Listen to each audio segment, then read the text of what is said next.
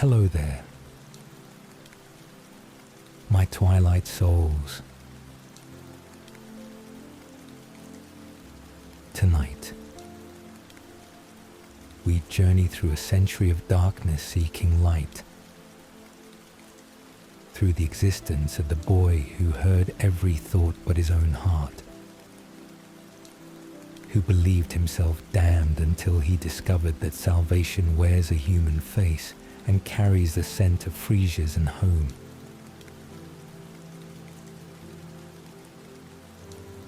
Edward Cullen lived 100 years in shadow before learning that monsters can be redeemed, that eternity means nothing without someone to share it with, that the mind he could never read would teach him everything worth knowing. I really don't like asking this, but if you're liking the videos, I'd really appreciate it if you could subscribe. I'm aiming for 1,000 subscribers by Christmas. It will be the best holiday gift ever. Plus, it helps keep me motivated to create more Twilight stories for you. Alright, let's move on. Now rest. Let his long journey from damnation to grace carry you gently into sleep. Edward Anthony Mason was born on the 20th of June in 1901 in Chicago, Illinois. During the height of summer, when the city sweltered under humid skies, and when the industrial smoke from stockyards and factories hung thick in the air, the residents learned to breathe without complaint, because prosperity and progress required certain sacrifices in comfort. And in the romantic notion that cities should smell of anything besides commerce and human density, and the machinery of American ambition reaching toward the new century that promised everything previous generations had only dreamed about achieving. His parents were Edward Sr. and Elizabeth Mason. The father, a successful lawyer, whose practice served Chicago's growing upper middle class with the kind of reliable competence that built reputation and built wealth, sufficient to provide comfortable existence in a respectable neighborhood where physicians and attorneys and businessmen raised their families behind painted porches and manicured lawns that demonstrated their distance from the immigrant tenements and the working class districts that pressed against the better neighborhoods with the constant threat of urban expansion and social mixing that made the established families nervous about maintaining their status and their separation from those still climbing toward respectability. Elizabeth Mason was educated and cultured in the way that women of her class and generation could be. Her intelligence channeled into managing household and into raising her only child with a kind of focused maternal ambition that saw in her son the possibility of greatness that she herself could never pursue. Given the limitations that society placed on female aspiration beyond marriage and motherhood, and the careful cultivation of social connections that might advance family standing through dinner parties and charitable work, and the intricate networking that constituted a women's primary avenue for exercising influence in world that formerly belonged to men who conducted business and politics, while their wives managed everything else that made civilization function beneath the visible surface of masculine achievement. She adored Edward with the fierce protective love that only children inspire in parents who have poured all reproductive hope into a single vessel. Her dreams for his future, encompassing everything from academic excellence to social prominence to the kind of brilliant career that would make the Mason name notable beyond their immediate circle of acquaintance in city that was growing too fast and too large for individual families to maintain the kind of lasting prominence that smaller communities afforded their leading citizens. Edward was precocious from early childhood in ways that delighted his mother and occasionally puzzled his father, who loved his son, but who found the boy's artistic sensibilities and his passionate attachment to music somewhat impractical for someone being groomed for legal profession or business career that would require different talents than those displayed by a child who could hear melody once and reproduce it perfectly on the piano that dominated the Mason parlor, and that became Edward's primary domain from the moment his small fingers first discovered. They could coax sounds from the ivory keys that fascinated him more than toys or games, or the rough outdoor activities that other boys his age pursued with enthusiasm. He never quite managed to summon for anything except music. He began piano lessons at age 6 with an instructor who quickly recognized genuine talent rather than simple facility. His progress rapid enough that Elizabeth began entertaining fantasies of concert halls and European training, and perhaps even professional musical career if Edward's interest continued in that direction, and if his father could be persuaded that music represented legitimate aspiration rather than pleasant hobby that gentleman might pursue alongside more serious professional occupation. His intelligence manifested early and comprehensively across all subjects that his private tutors and later his academy instructors presented. His mind quick and retentive and curious about everything from mathematics to literature to the sciences that were revealing so many secrets about natural world and human body, and the mechanical principles that made modern life increasingly comfortable and increasingly removed from the agricultural rhythms that had governed human existence for millennia before industrial revolution had transformed everything about how people lived and worked and understood their relationship to time and to labor, and to the possibilities that technology offered for transcending the limitations that previous generations had accepted as unchangeable facts of human condition. He read voraciously and indiscriminately, consuming classical literature and popular novels and scientific journals and philosophy with equal appetite that his mother encouraged by ensuring he had access to books and to conversations with educated adults who could engage with his questions and his observations that often displayed sophistication beyond his years. Chicago in the early 1900s was a city of extraordinary contrasts and extraordinary energy. The rebuilding after the Great Fire of 1871, having created modern metropolis of steel frame buildings and electric streetcars and telephone wires, strung like geometric spiderwebs above streets that carried every form of human traffic from the poorest immigrant workers to the wealthiest industrialists whose mansions lined the lakefront and whose decisions shaped the city's future through investments and political influence, and the kind of concentrated wealth that the Gilded Age had generated through mechanisms that were making some families dynastically rich, while keeping millions in poverty that reformers and labor organizers were beginning to challenge through strikes and through the socialist and anarchist movements that terrified the comfortable classes who feared revolution might come to American cities the way it had come to European capitals during previous century. The stockyards represented both the city's industrial might and its moral compromise. The efficient brutality of animal slaughter feeding the nation while creating fortunes for the men who controlled the meat-packing industry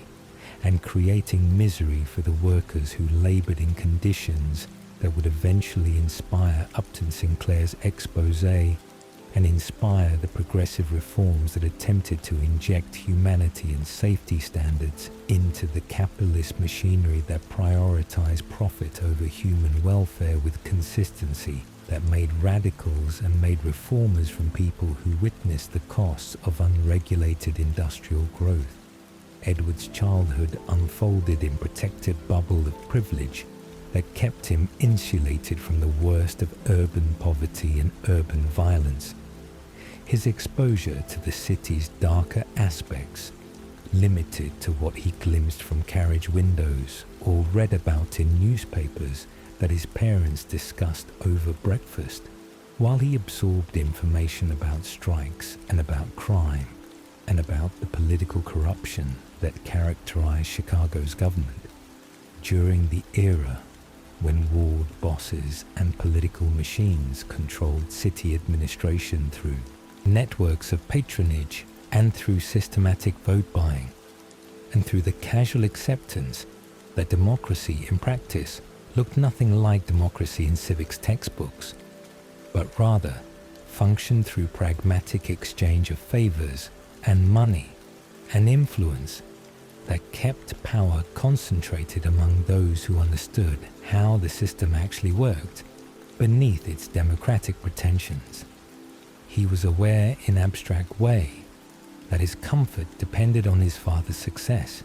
and his family's class position, but he lacked the framework to question whether the social order that benefited him might be unjust to others who worked harder and received less.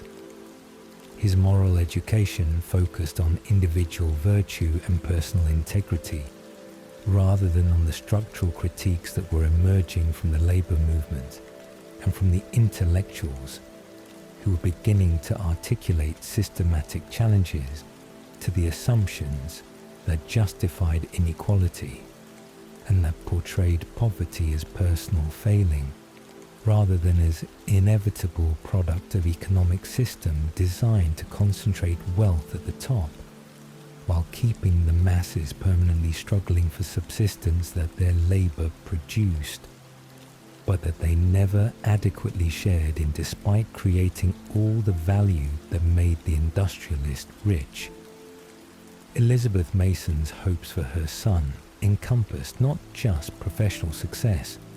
but also personal happiness that she assumed would eventually include appropriate marriage to girl from their social circle who would give her grandchildren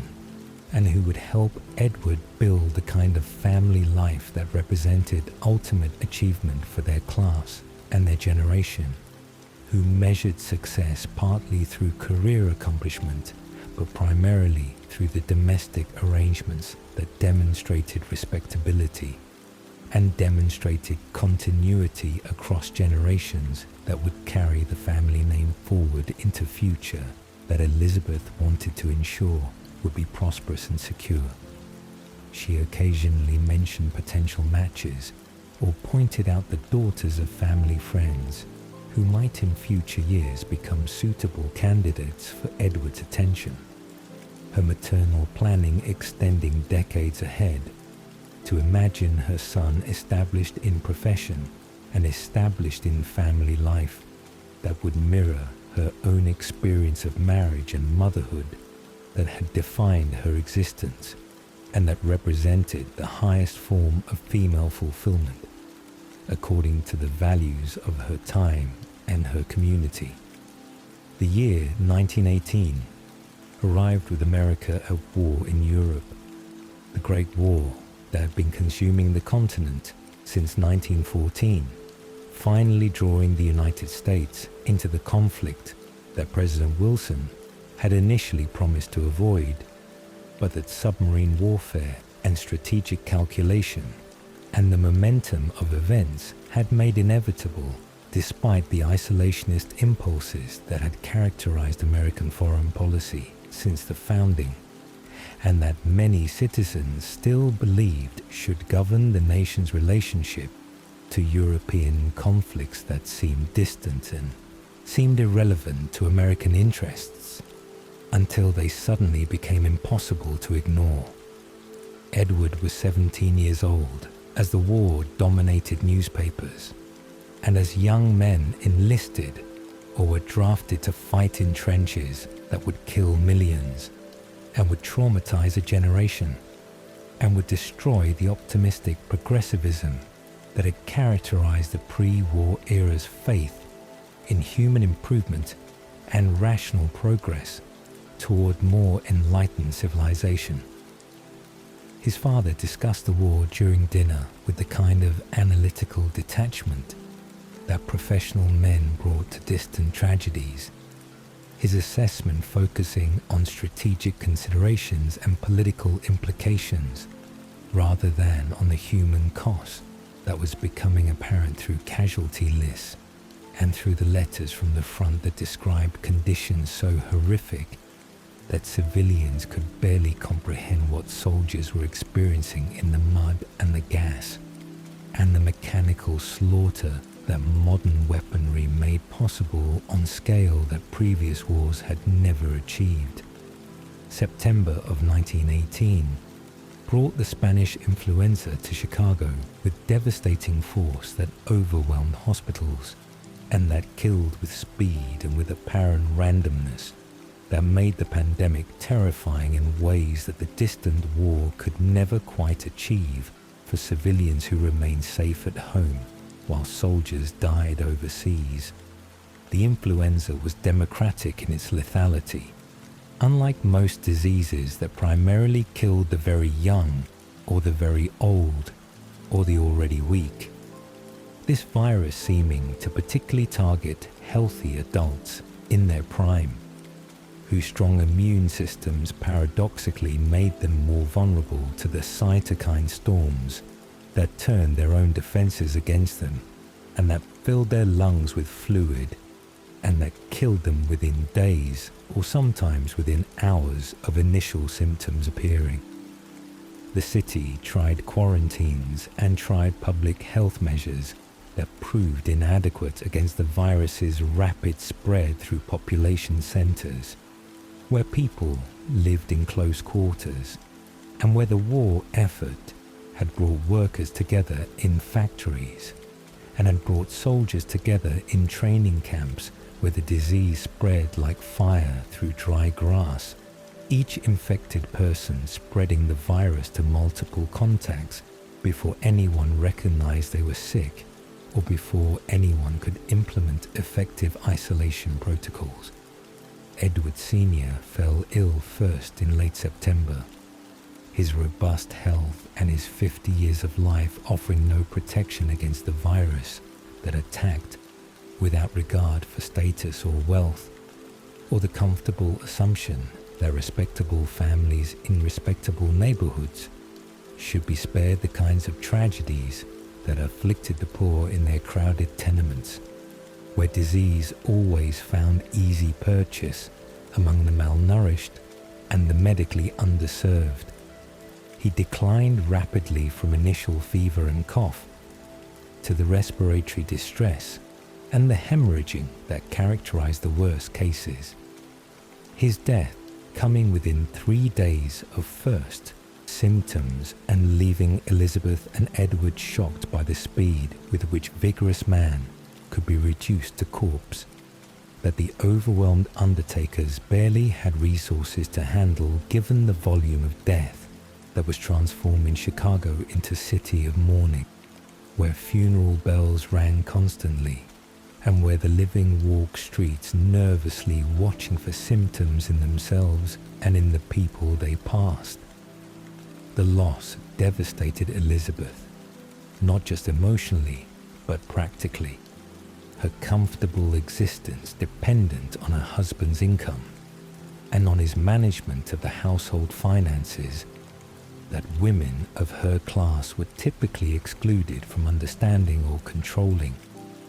her future suddenly uncertain in ways she had never imagined during the years of security and stability that her marriage had provided. Within days of Edward Sr.'s death, both Elizabeth and Edward began showing symptoms that initially seemed like ordinary grief-related exhaustion, or perhaps simple colds that would pass with rest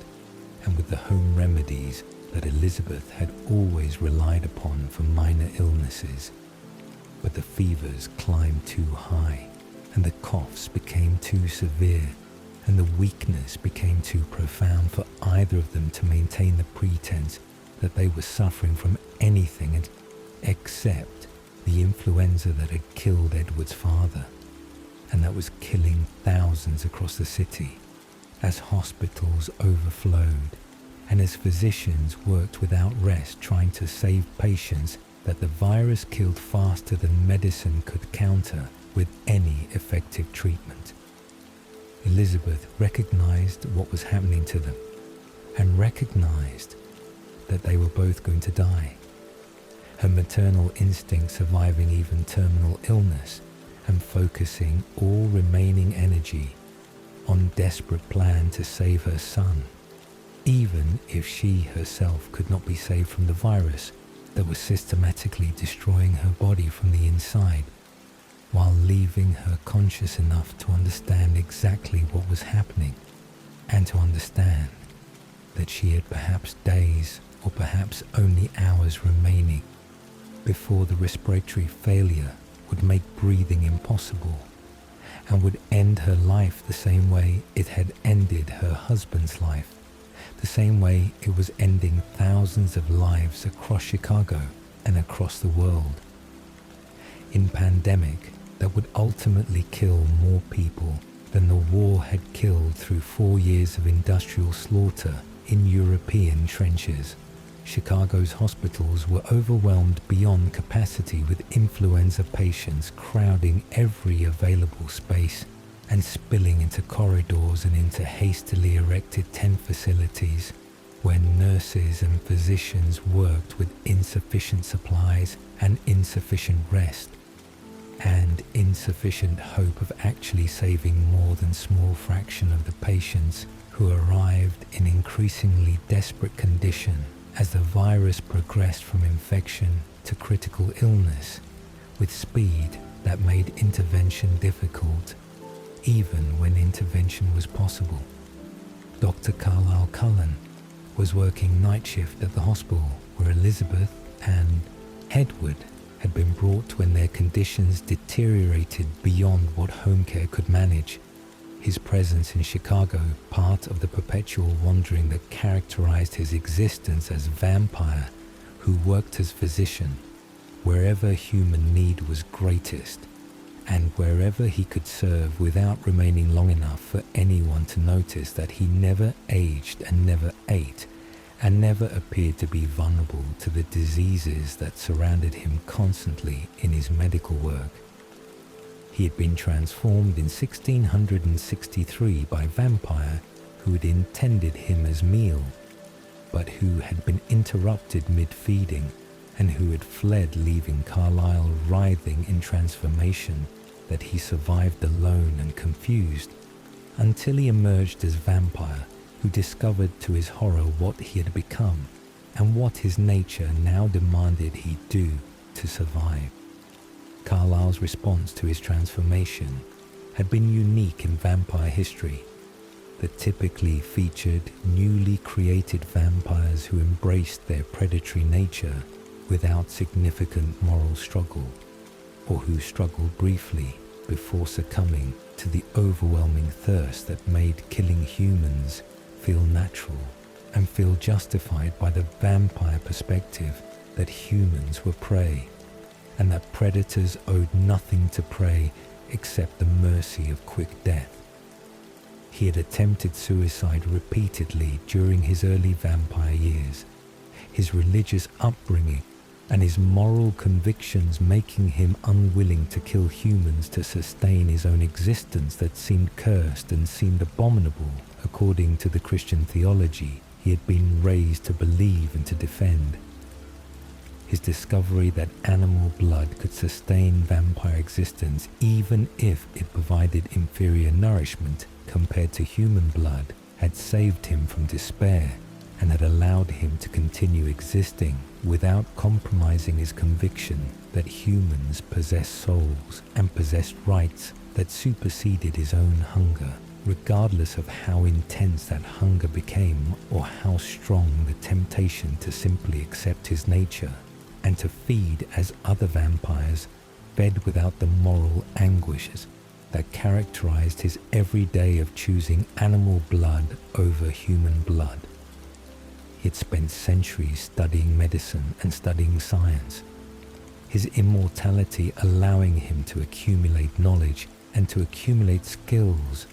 that far exceeded what mortal physicians could achieve in their limited lifespans. His practice motivated by genuine desire to help humans and to in some way atone for his vampire nature, even though he had never killed humans, and even though his existence represented remarkable triumph of will over instinct that should have been impossible according to vampire understanding of their species. Elizabeth recognized what Carlyle was during one of his visits to check on Edward's deteriorating condition, her fevered perception somehow penetrating the careful facade he maintained to pass as human among the hospital staff, who saw only competent physician working tirelessly to save patients that conventional medicine was powerless to save. She called him to her bedside during the night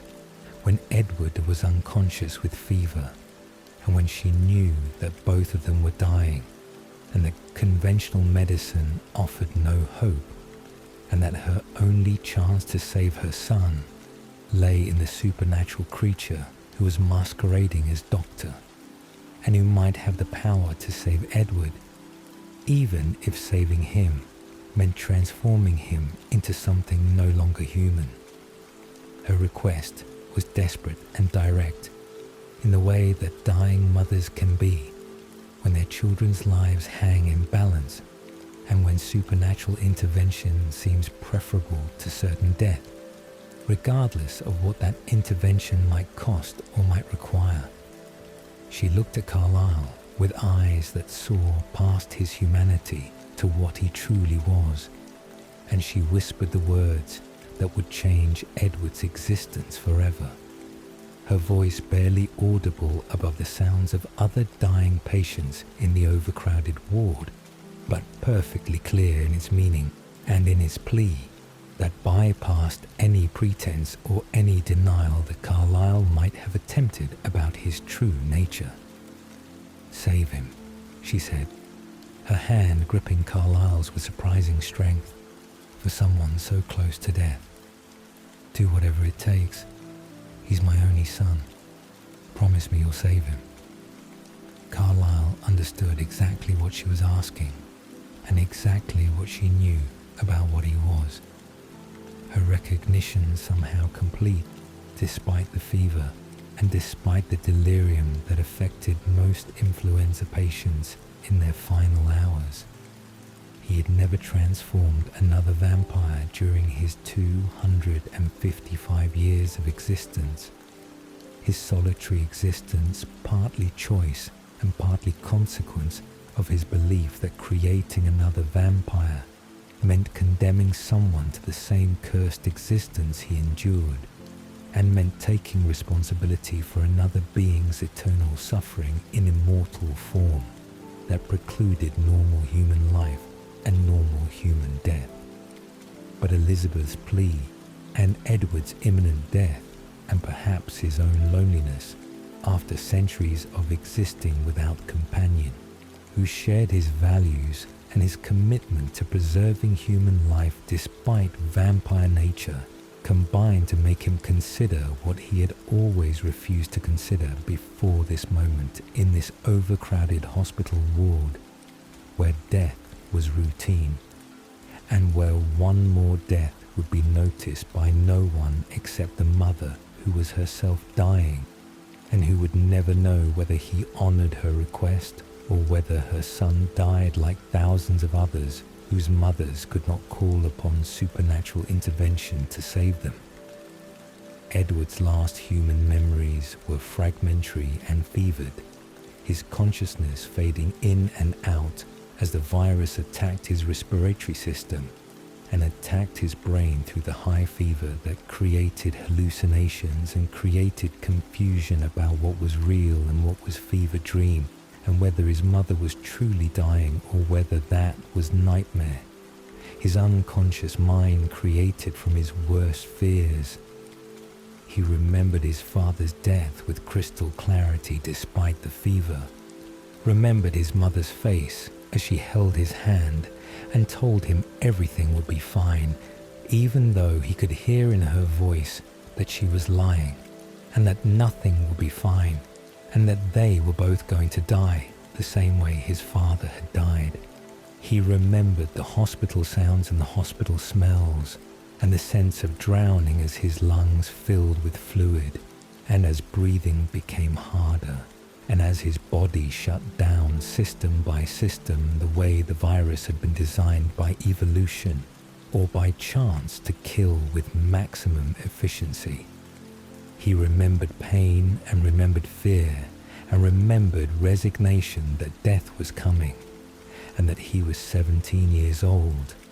and would never compose the symphonies he had imagined or live the life his mother had planned or experience any of the future that had seemed guaranteed just weeks ago when he had been healthy and when the pandemic had been something happening to other people in other parts of the city, rather than something consuming his own family and his own body. What Edward did not remember was Carlisle's decision or Carlisle's actions. The vampire physician waiting until Elizabeth Mason died peacefully in her sleep before moving Edward's unconscious body from the hospital to Carlisle's private rooms, where the transformation could occur without witnesses and without the risk that Edward's screams during the 3-day process would alert hospital staff or would create questions about what was happening to the patient who had been removed from the ward for reasons that Carlisle's authority as physician made possible to arrange without excessive scrutiny. The bite happened while Edward was unconscious, Carlisle's venom entering Edward's bloodstream and beginning the transformation that would rewrite every cell in his body and would stop his heart and would kill him as human, while recreating him as vampire whose existence would span decades and centuries and potentially millennia if he survived the dangerous early years when newborn vampires were most vulnerable to making mistakes that exposed their nature or that brought them into conflict with other vampires who might destroy them for territorial reasons or for the simple reason that vampire society had no prohibition against vampires killing other vampires who posed threats or who became inconvenient. The transformation began its work immediately, the venom spreading through Edward's dying body and claiming it for immortal existence before death could complete its natural process. The virus that had been killing him, becoming irrelevant as vampire venom rewrote his biology into something that viruses could not affect and that disease could not touch, because vampire bodies did not function according to mortal rules of cellular respiration and immune response, and the vulnerability to pathogens that made human existence so fragile and so dependent on the chance factors of infection and recovery that killed millions while sparing millions of others for no reason that humans could discern beyond pure accident of exposure and constitution. The fever that had been burning him gave way to different fire that consumed him from the inside as the venom worked its transformation cell by cell, tissue by tissue, system by system, until nothing human remained except the consciousness that survived the process and that would wake in 3 days to find itself housed in body that was recognizably Edward Mason, but that was fundamentally different in every measurable way from the human body that had been dying of influenza just days earlier. The pain of transformation was legendary among vampires who remembered it. The burning sensation that started at the bite site and spread throughout the entire body until every nerve was screaming and until unconsciousness became impossible, because vampire venom specifically preserved consciousness throughout the process to ensure that the transformation completed successfully without the protective mercy of oblivion that would have made the 3 days bearable instead of agonizing beyond anything human pain could approach or could prepare anyone to endure without breaking. Edward woke on the 4th day to discover he had died and been reborn. His first conscious thoughts confused by the absence of pain that he had grown accustomed to during the transformation, and confused by the sensory input that overwhelmed him with information about the room and about Carlisle's presence and about the sounds from the street outside that he could hear with perfect clarity despite walls and despite distance that should have made such hearing impossible. He could smell everything with intensity that made the simple act of breathing an assault of information, each scent distinct and identifiable and carrying data about its source that his human nose had never detected and had never processed with this level of detail that made the world seem entirely new, despite his memories of how the world had looked and smelled and sounded when he had been human just days ago, according to the calendar, but eternally ago according to his subjective experience of having been transformed so completely that human existence seemed like distant memory, or like something that had happened to a different person, rather than to the consciousness that continued across the boundary between human and vampire life. The 1920s arrived with Edward already chafing against the restrictions that Carlisle's vegetarian lifestyle imposed on his existence. The young vampire's intellect and his gift, making him acutely aware of philosophical contradictions and moral ambiguities that Carlyle preferred to resolve through simple commitment to not killing humans, regardless of whether that commitment made logical sense according to any framework except the personal conviction that killing was wrong, even when the killer was predator and the killed were prey, according to every natural law and every evolutionary principle that governed relationships between species occupying different positions in the food chain. Edward had spent his first years as vampire learning control and learning to hunt animals and learning to exist among humans without revealing his nature or succumbing to the bloodlust that made every human heartbeat sound like dinner bell and made every human scent trigger the predatory instincts that transformation had embedded in his new body, alongside the strength and the speed and the immortality that came with vampire nature, whether the individual vampire wanted those gifts or found them burdensome beyond the pleasure they might theoretically provide. The philosophical arguments between Carlyle and Edward began casually during their conversations about ethics and about the nature of their existence. Edward's questions initially seeming like intellectual exercises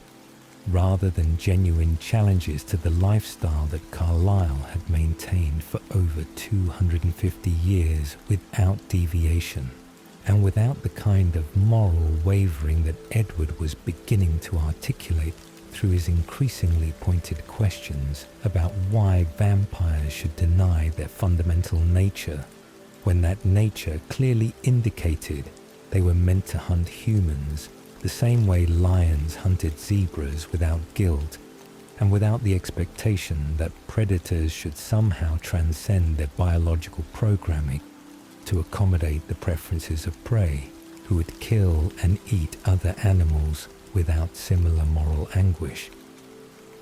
Edward argued that Carlyle's vegetarianism represented arbitrary moral stance that had no foundation except personal squeamishness, or perhaps religious conditioning from Carlyle's human life that had ended in 1663, but that apparently still governed his choices centuries later, despite the transformation having theoretically freed him from human limitations and human moral frameworks that should not apply to creatures who were no longer human and who existed outside the moral communities that humans constructed to regulate their behavior toward each other. The gift of telepathy that Edward had discovered immediately upon waking from transformation gave him access to human thoughts and human minds in ways that complicated his relationship to humanity, and that provided both connection and barrier between himself and the species he had belonged to until September of 1918, when influenza and Carlyle's venom had transformed him into something that could pass as human, but that was fundamentally other in every measurable way that mattered for understanding what he was and what his existence meant in moral universe that assigned different values and different rights to different categories of beings. He could hear their thoughts constantly whenever humans were within his range that extended roughly several hundred feet in all directions, depending on how much concentration he applied, and depending on whether he was actively listening or passively filtering the mental noise that threatened to overwhelm him if he paid attention to every mind broadcasting its stream of consciousness into the telepathic space that only Edward could access. The constant access to human interiority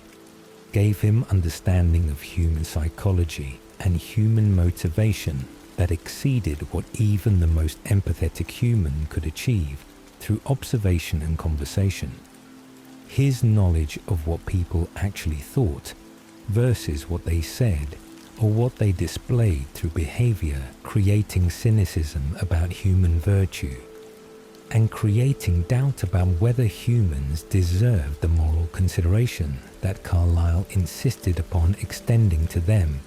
despite their obvious flaws and their obvious capacity for evil that Edward witnessed constantly through reading minds that contain cruelty and contain selfishness and contain the casual everyday violence that humans perpetrated against each other without supernatural assistance.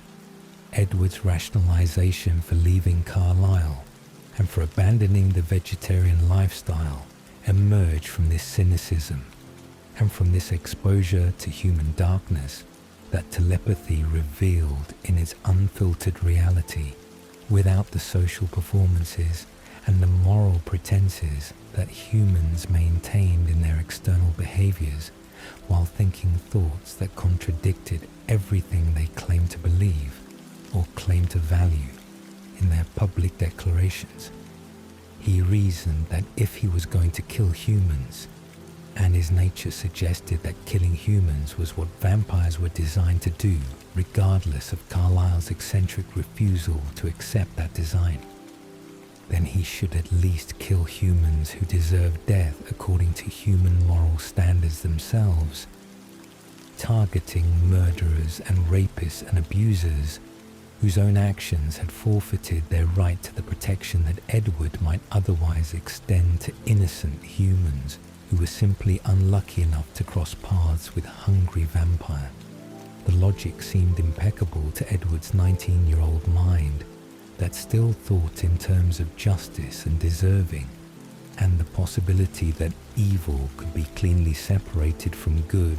in ways that would allow him to feed without guilt and without violating the core principle that innocent life deserved protection.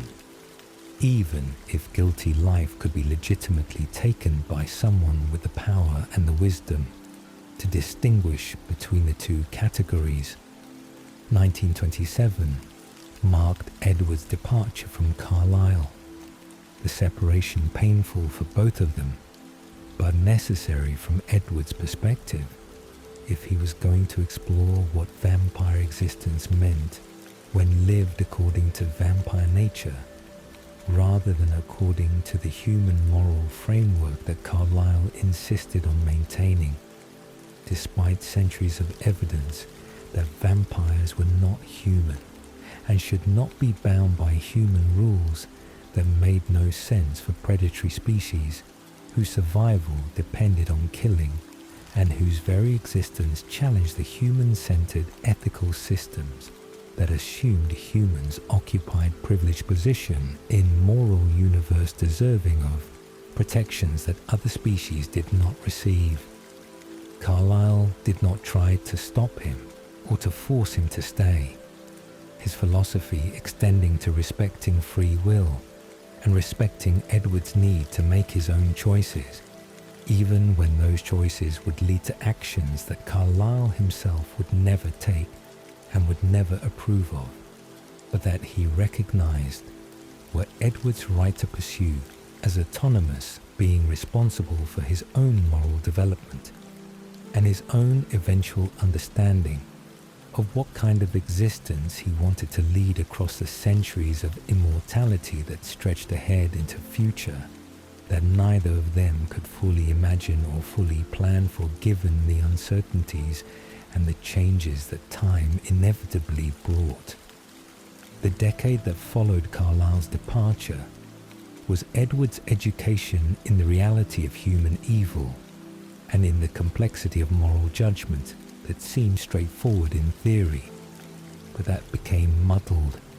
and became troubling when applied to actual human beings whose minds Edward could read and whose lives Edward could end with casual ease, that made killing feel anticlimactic and feel unsatisfying in ways he had not anticipated when he had imagined himself as avenging angel removing evil from the world through selective predation that served both his need to feed and humanity's need to be protected from its worst members. He traveled across the northern United States during these years, moving from city to city as he hunted and as he avoided staying anywhere long enough to create patterns that might draw attention or might create legends about mysterious deaths that affected only criminals and only those whose guilt was certain, according to Edward's telepathic assessment of their thoughts and their memories and their intentions for future violence that he prevented by killing them before they could act on impulses that his gift revealed with perfect clarity and with perfect certainty about what they would do if allowed to continue existing. The wife-beater in Milwaukee died in alley behind the bar, where he had spent evening drinking and planning the beating he would deliver to his wife when he returned home to apartment where she waited with terror that Edward could read in her thoughts when he brushed against her mind while following her husband through the city streets toward the confrontation that would end not with her bruised and broken, but with her husband's body drained and disposed of in ways that would make his disappearance permanent mystery rather than solved crime. Edward justified the kill by reading the man's history of violence and reading his complete lack of remorse and reading his genuine enjoyment of the fear he created in women who loved him or who had loved him before the violence had transformed that love into survival mechanism that kept her trapped in relationship she could not escape without risking worse violence than she already endured. The blood tasted like every other human blood Edward had consumed. The moral quality of the victim making no difference to the physical experience of feeding or to the satisfaction that came from ending the burning thirst that defined vampire existence between meals, and that made hunting feel necessary and feel natural regardless of who the prey happened to be, or what they had done to deserve death, according to Edward's increasingly flexible standards for what constituted evil sufficient to warrant execution. The child predator in Minneapolis died in his own home, where Edward found him planning his next victim. The man's thoughts so vile and so detailed about what he intended to do, that Edward killed him with rage that surprised him with its intensity, and that made the feeding violent, and made the disposal sloppy in ways that nearly created problems when the body was discovered too quickly, and when police investigation came closer than comfortable to identifying supernatural elements in the death that conventional forensics could not easily explain.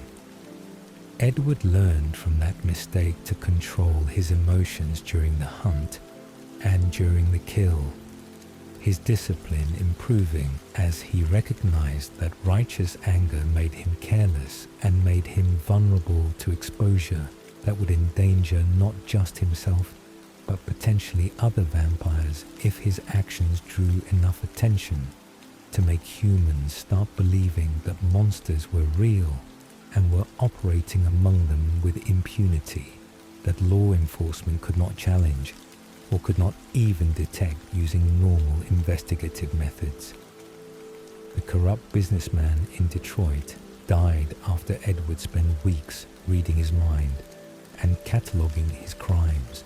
that range from financial fraud to blackmail, to ordering violence against competitors and against former associates who threatened to expose his illegal activities to authorities, who were themselves often compromised by bribes and by the systematic corruption that characterized urban politics in era when reform movements competed against entrenched machines that control cities through networks of patronage and through casual acceptance that power and money could purchase immunity from legal consequences that ordinary citizens faced for far lesser offenses. Edward killed him in his office after hours when no witnesses were present. The death staged to look like heart attack or stroke that wealthy men in their 50s sometimes experienced when stress and excess living caught up with biology that could not indefinitely sustain the demands that ambition and appetite placed upon it. The psychological toll of these kills accumulated despite Edward's attempts to maintain emotional distance and to view his victims as abstractions deserving of death, rather than as complete human beings whose minds contained more than just the evil that had marked them for his attention. He discovered that reading minds during the final moments of life gave him access to everything the dying person had ever experienced or ever thought, their memories flooding into his consciousness as their brain shut down, and as whatever barriers normally existed between minds collapsed under the stress of imminent death and under the intimacy of the feeding process that created temporary but total connection between vampire and victim.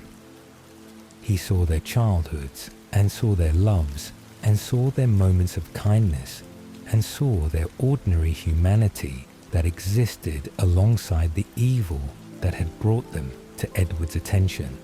and that had seemed sufficient to justify their deaths when he'd been hunting them, but that seemed less clearly sufficient when he was experiencing their complete lives, rather than just the worst parts of those lives that his telepathy had initially focused on when selecting targets.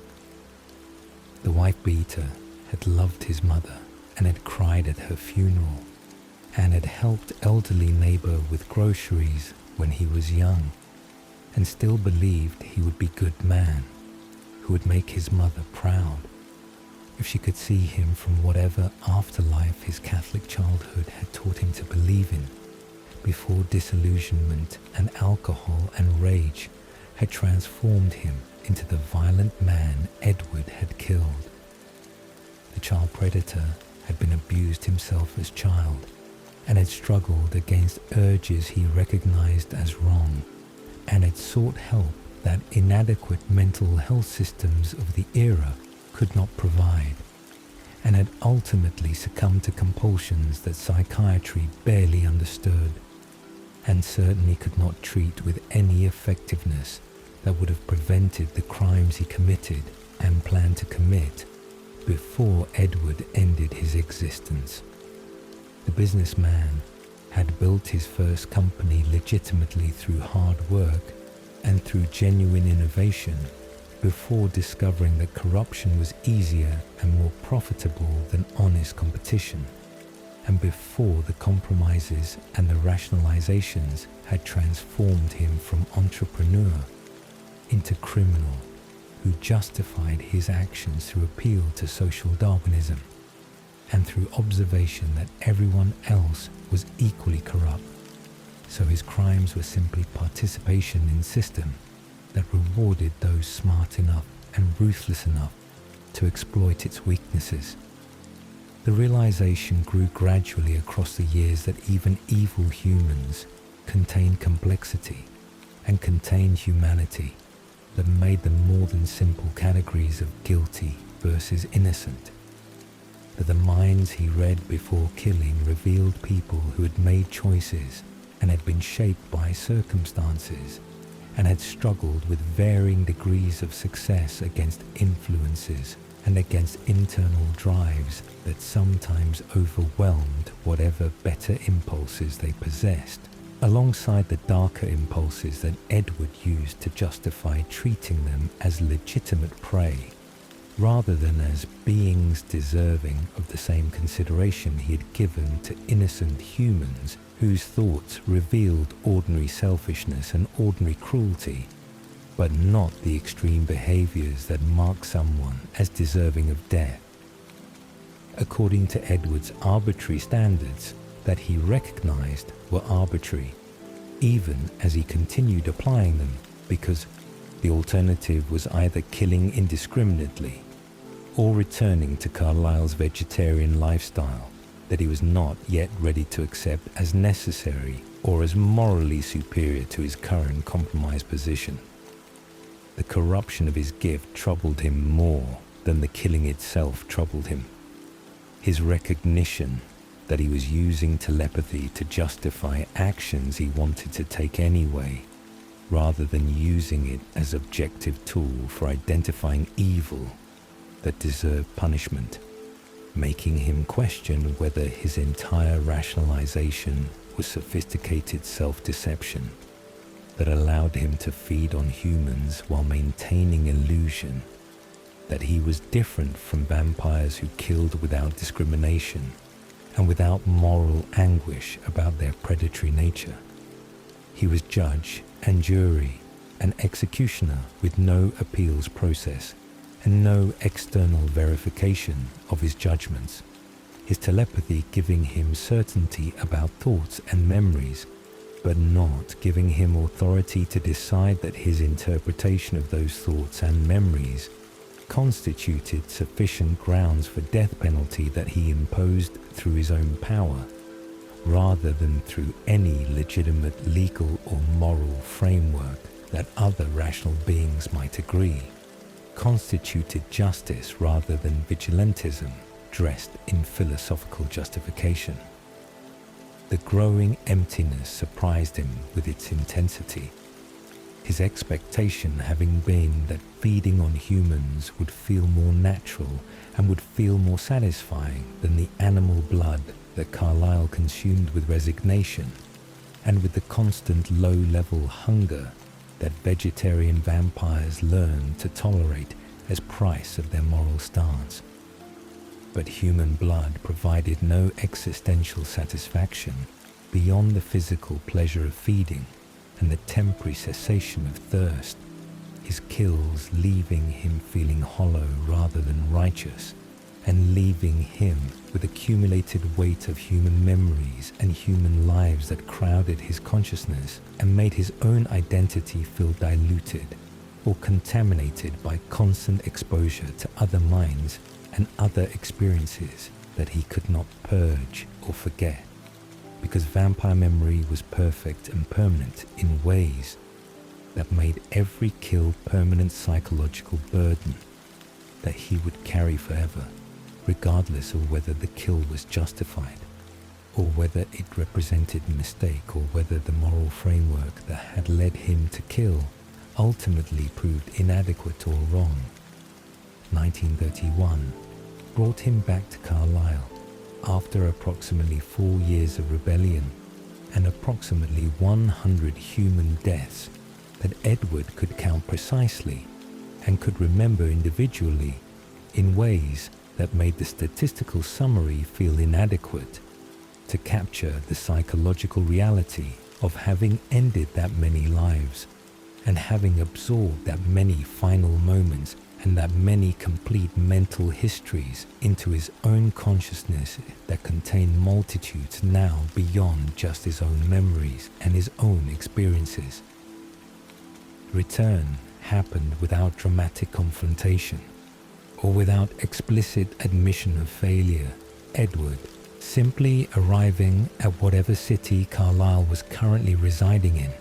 and presenting himself with humility that Carlisle received with forgiveness, that asked no questions about where Edward had been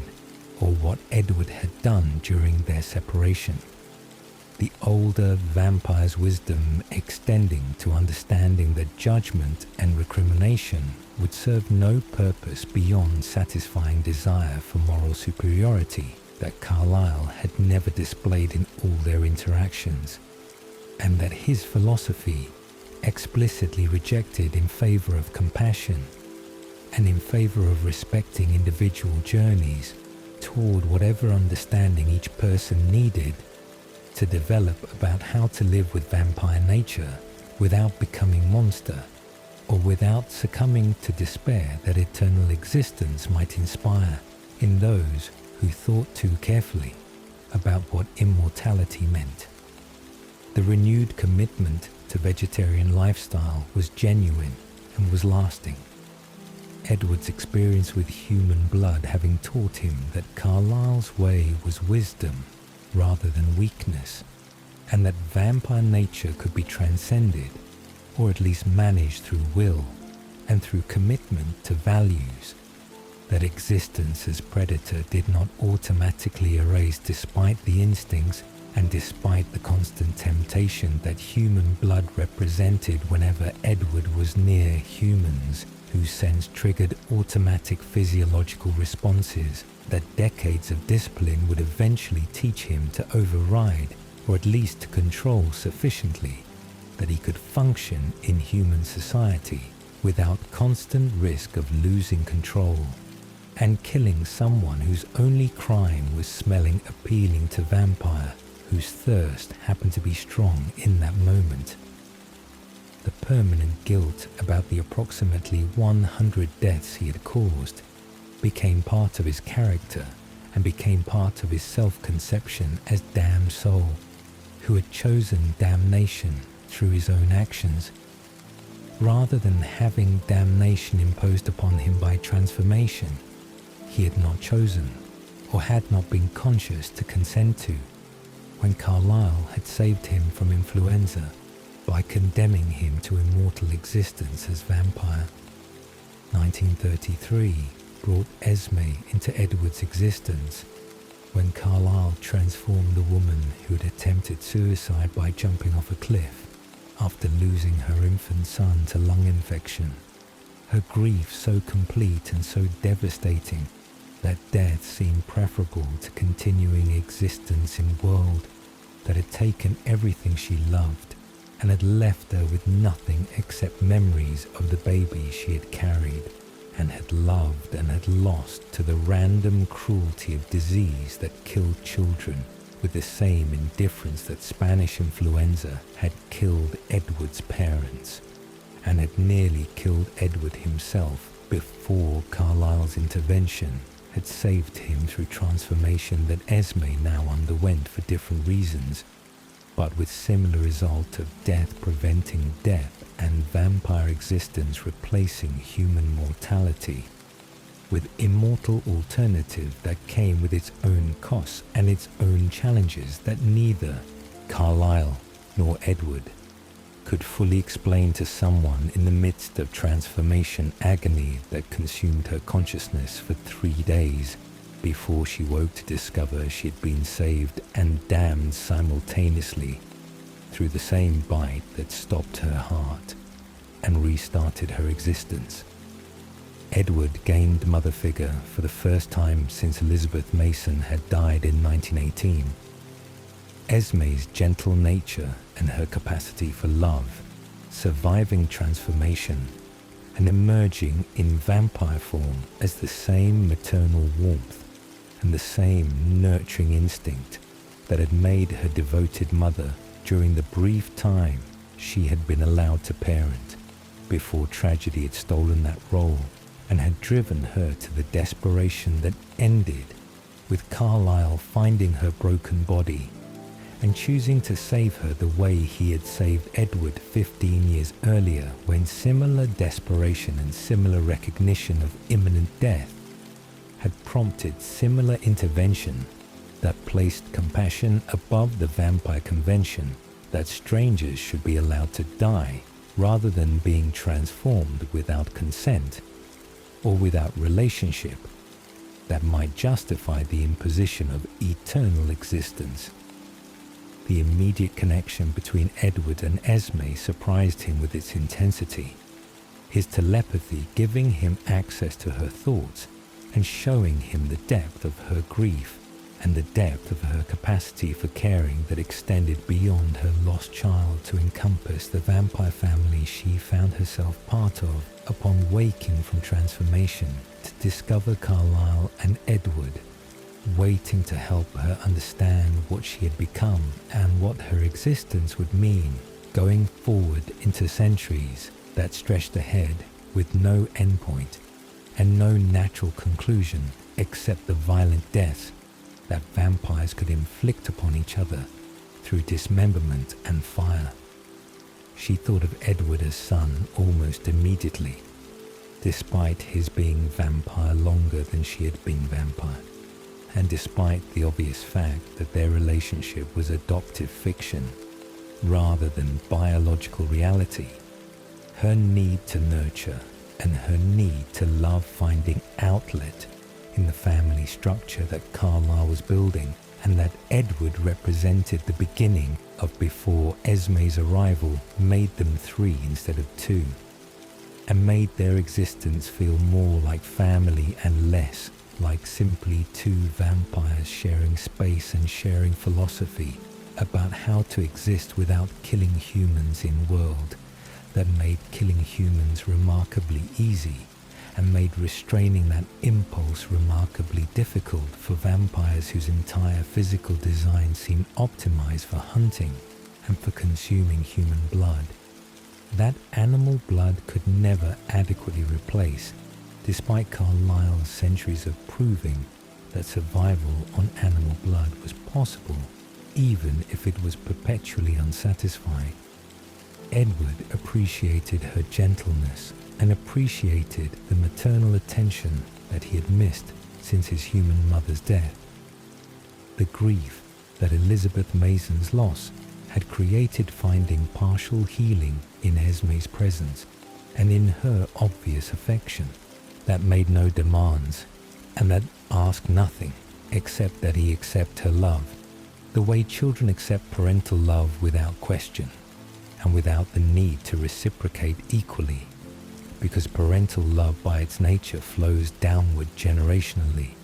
and creates bonds that sustain families across time and across challenges that might otherwise fragment relationships built on more fragile foundations than the unconditional acceptance that Esme offered to both Carlyle and Edward. As she settled into her role as the heart of their small family, reading Esme's thoughts was gentle experience compared to reading most minds. Her internal landscape characterized by warmth and by genuine care for the people around her, and by creative interests in architecture and in design that would eventually manifest in her habit of renovating the various houses they would occupy across the decades as they moved from place to place, maintaining the fiction of humanity while never aging and never changing in ways that would allow them to stay in any location for more than a few years before suspicious neighbors or suspicious community members began asking questions about the family that never seemed to eat and never seemed to sleep and never seemed to be quite normal despite their wealth and their apparent respectability. 1935 brought Rosalie Hale into the family through Carlyle's decision to transform the young woman who had been gang raped and left dying in the street by her fiancé and his friends after evening of drinking and violence that had destroyed Rosalie's human life and had left her broken physically and psychologically in ways that transformation could heal physically but could never fully heal psychologically. Because vampire memory preserved every moment of trauma with perfect clarity that made forgetting impossible and made recovery require different mechanisms than human healing relied upon, when time and imperfect memory eventually softened the worst experiences into manageable recollections,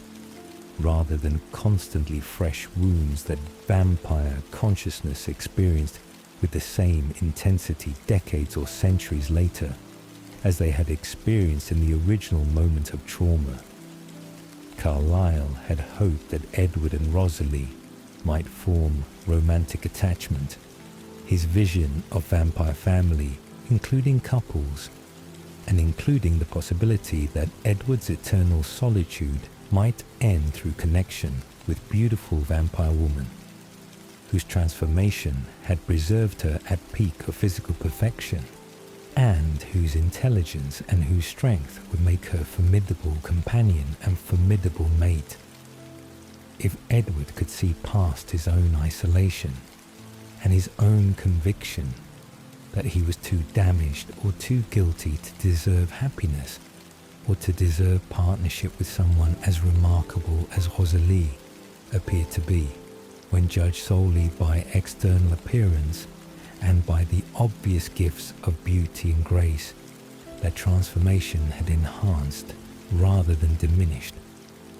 But Edward's complete disinterest in Rosalie romantically became apparent immediately upon meeting her,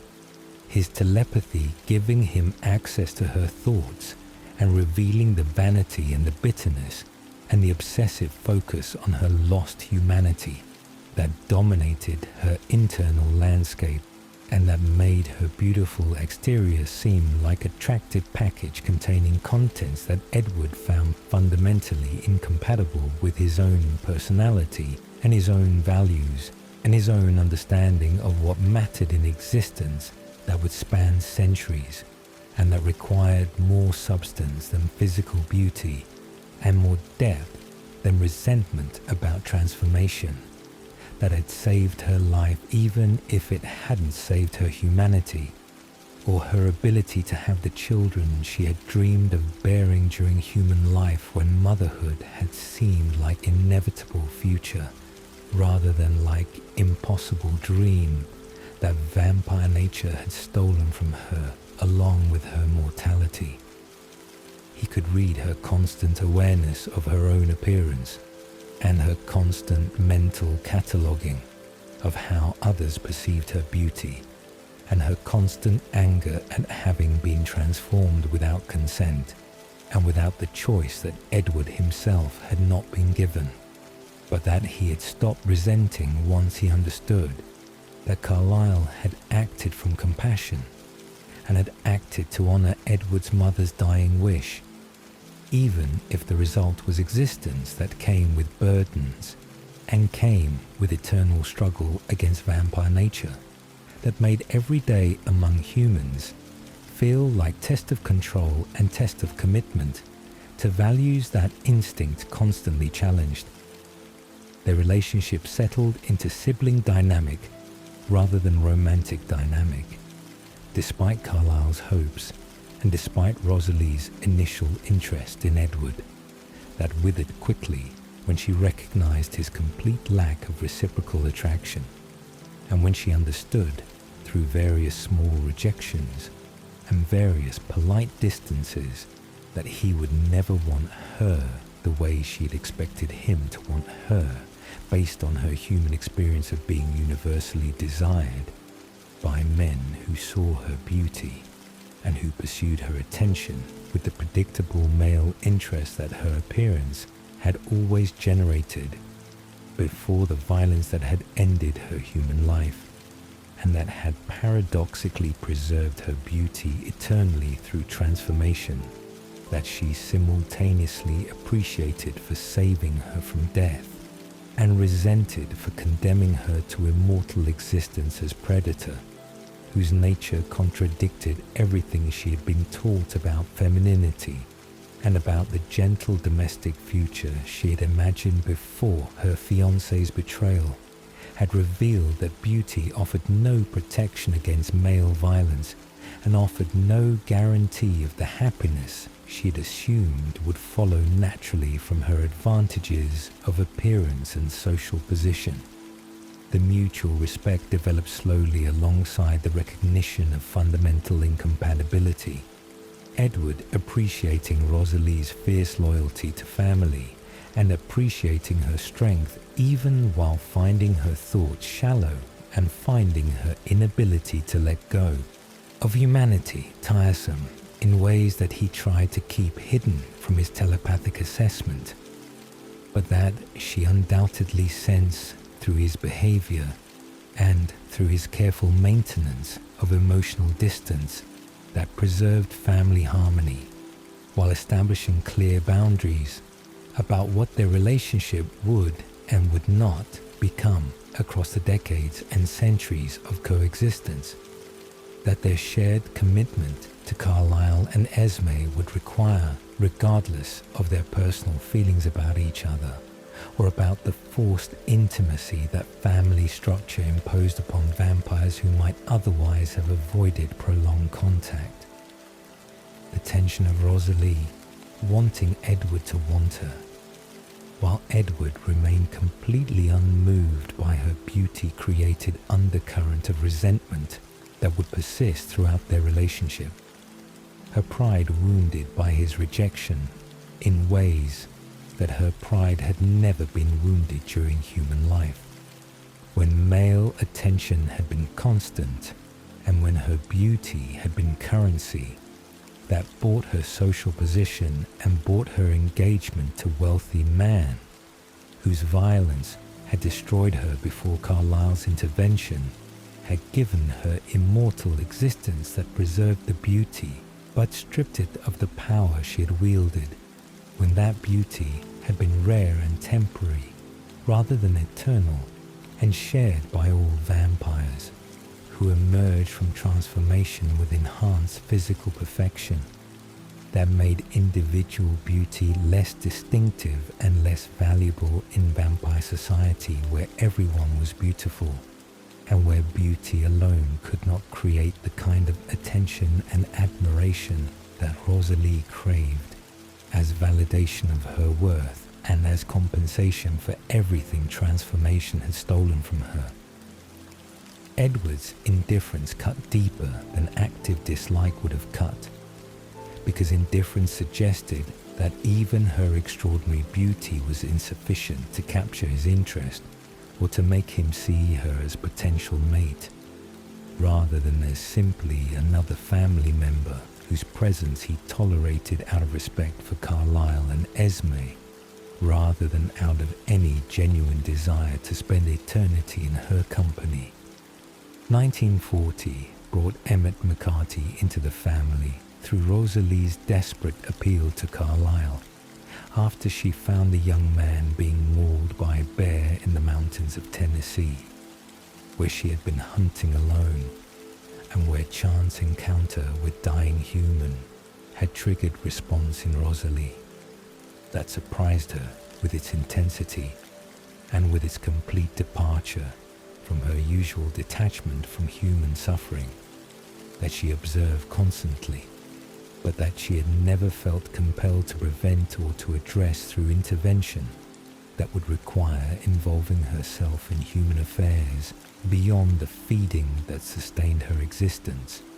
and that she conducted with efficient detachment that protected her from forming emotional connections to the prey species she had been part of, until transformation had elevated her to predator status that created permanent separation between herself and humanity. She carried Emmett over 100 miles to Carlisle rather than attempting transformation herself. Her fear of killing him during the transport, or her fear of failing to control herself around his blood, making her trust Carlisle's experience and Carlisle's control over her own uncertain abilities to manage transformation process that required restraint and required precision about venom placement that Rosalie had never practiced and had never needed to practice until the moment when Emmett's life depended on her ability to save him by bringing him to someone capable of performing transformation without accidentally draining him or without placing venom incorrectly in ways that might result in incomplete transformation or painful complications. Edward felt genuine happiness at Rosalie finally finding her mate, his telepathy showing him the depth of her feelings for Emmett and showing him Emmett's reciprocal adoration that gave Rosalie the validation and the love she had been seeking since her transformation, and that made her less bitter and less focused on her lost humanity when she had present relationship that fulfilled her emotional needs and that gave her purpose beyond simply existing as beautiful immortal being, nursing grievances about transformation she could not reverse and about the biological children she could never bear. Despite her desperate desire for motherhood, that transformation had rendered permanently impossible. Emmett's personality was refreshingly uncomplicated compared to the psychological complexity that characterized the other family members, his thoughts straightforward, and his enjoyment of vampire existence genuine, in ways that Edward found almost incomprehensible given his own tortured relationship to immortality and given his own constant awareness of being monster, regardless of how carefully he controlled his hunting, or how completely he avoided killing humans. Emmett loved being strong and loved being fast, and loved the adventure of their nomadic existence moving from place to place. His cheerful acceptance of what they were providing counterbalanced Rosalie's resentment and Edward's guilt, and even Carlisle's philosophical burden of maintaining vegetarian lifestyle that required constant vigilance and constant recommitment to values that vampire nature actively resisted.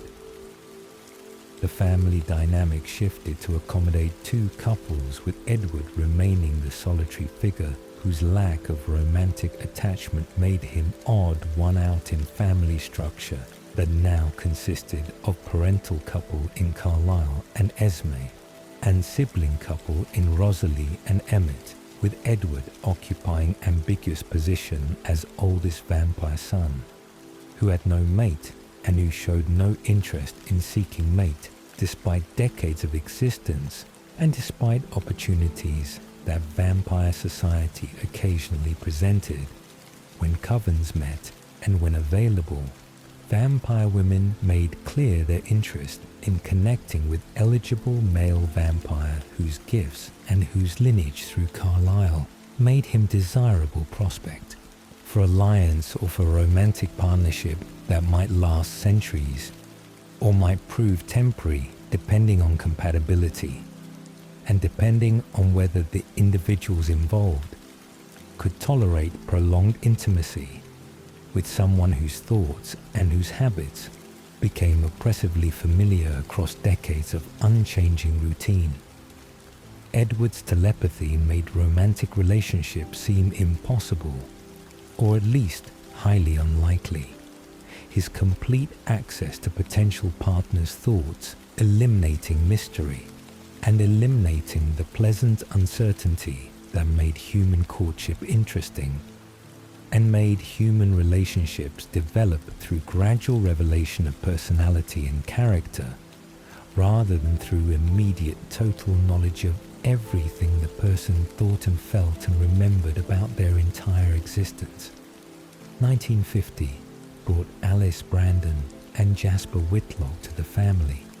through Alice's precognitive vision that had shown her exactly where to find the Cullens and exactly when to arrive with Jasper in tow. Her gift of seeing future based on current decisions, allowing her to navigate toward the family she had foreseen, would accept them and would provide the stability and the purpose that both she and Jasper desperately needed after their respective difficult histories that Alice could not remember due to trauma-induced amnesia about her human life and her early vampire years spent in asylum, where she had been committed for having visions that 19th century psychiatry interpreted as insanity rather than as genuine precognition, and where she had been transformed by a vampire who worked at the asylum and who had recognized her gift as valuable enough to warrant saving her from the deplorable conditions and the experimental treatments that asylums inflicted upon patients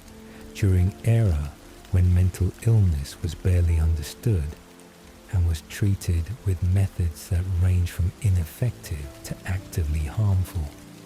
Jasper remembered too well his own history given his decades serving Maria in the Southern Vampire Wars, where he had led newborn armies and had participated in violence that haunted him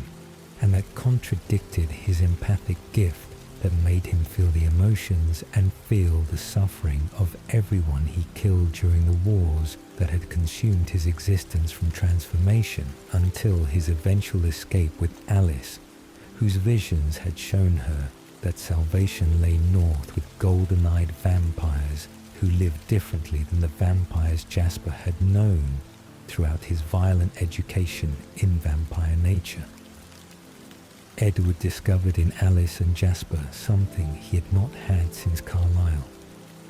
Vampire siblings whose gifts matched his own in significance and in power, their telepathy and precognition and empathy creating triumvirate of mental abilities that made the Cullen family formidable beyond their numbers and formidable beyond what typical covens could achieve through simple strength or through simple coordination,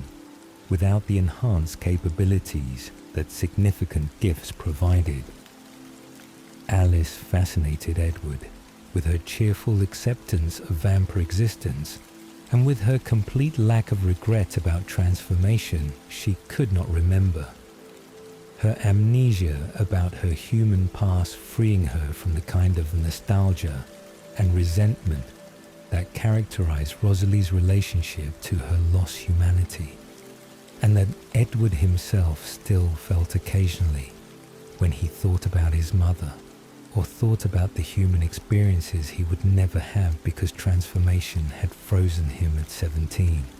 and had prevented him from aging or from experiencing the natural progression of human life from youth through adulthood, through old age that his mother had wanted for him. Jasper's empathic ability complemented Edward's telepathy in ways that made reading Jasper uniquely complex. Edward hearing Jasper's thoughts while simultaneously feeling through Jasper's gift the emotions that accompanied those thoughts,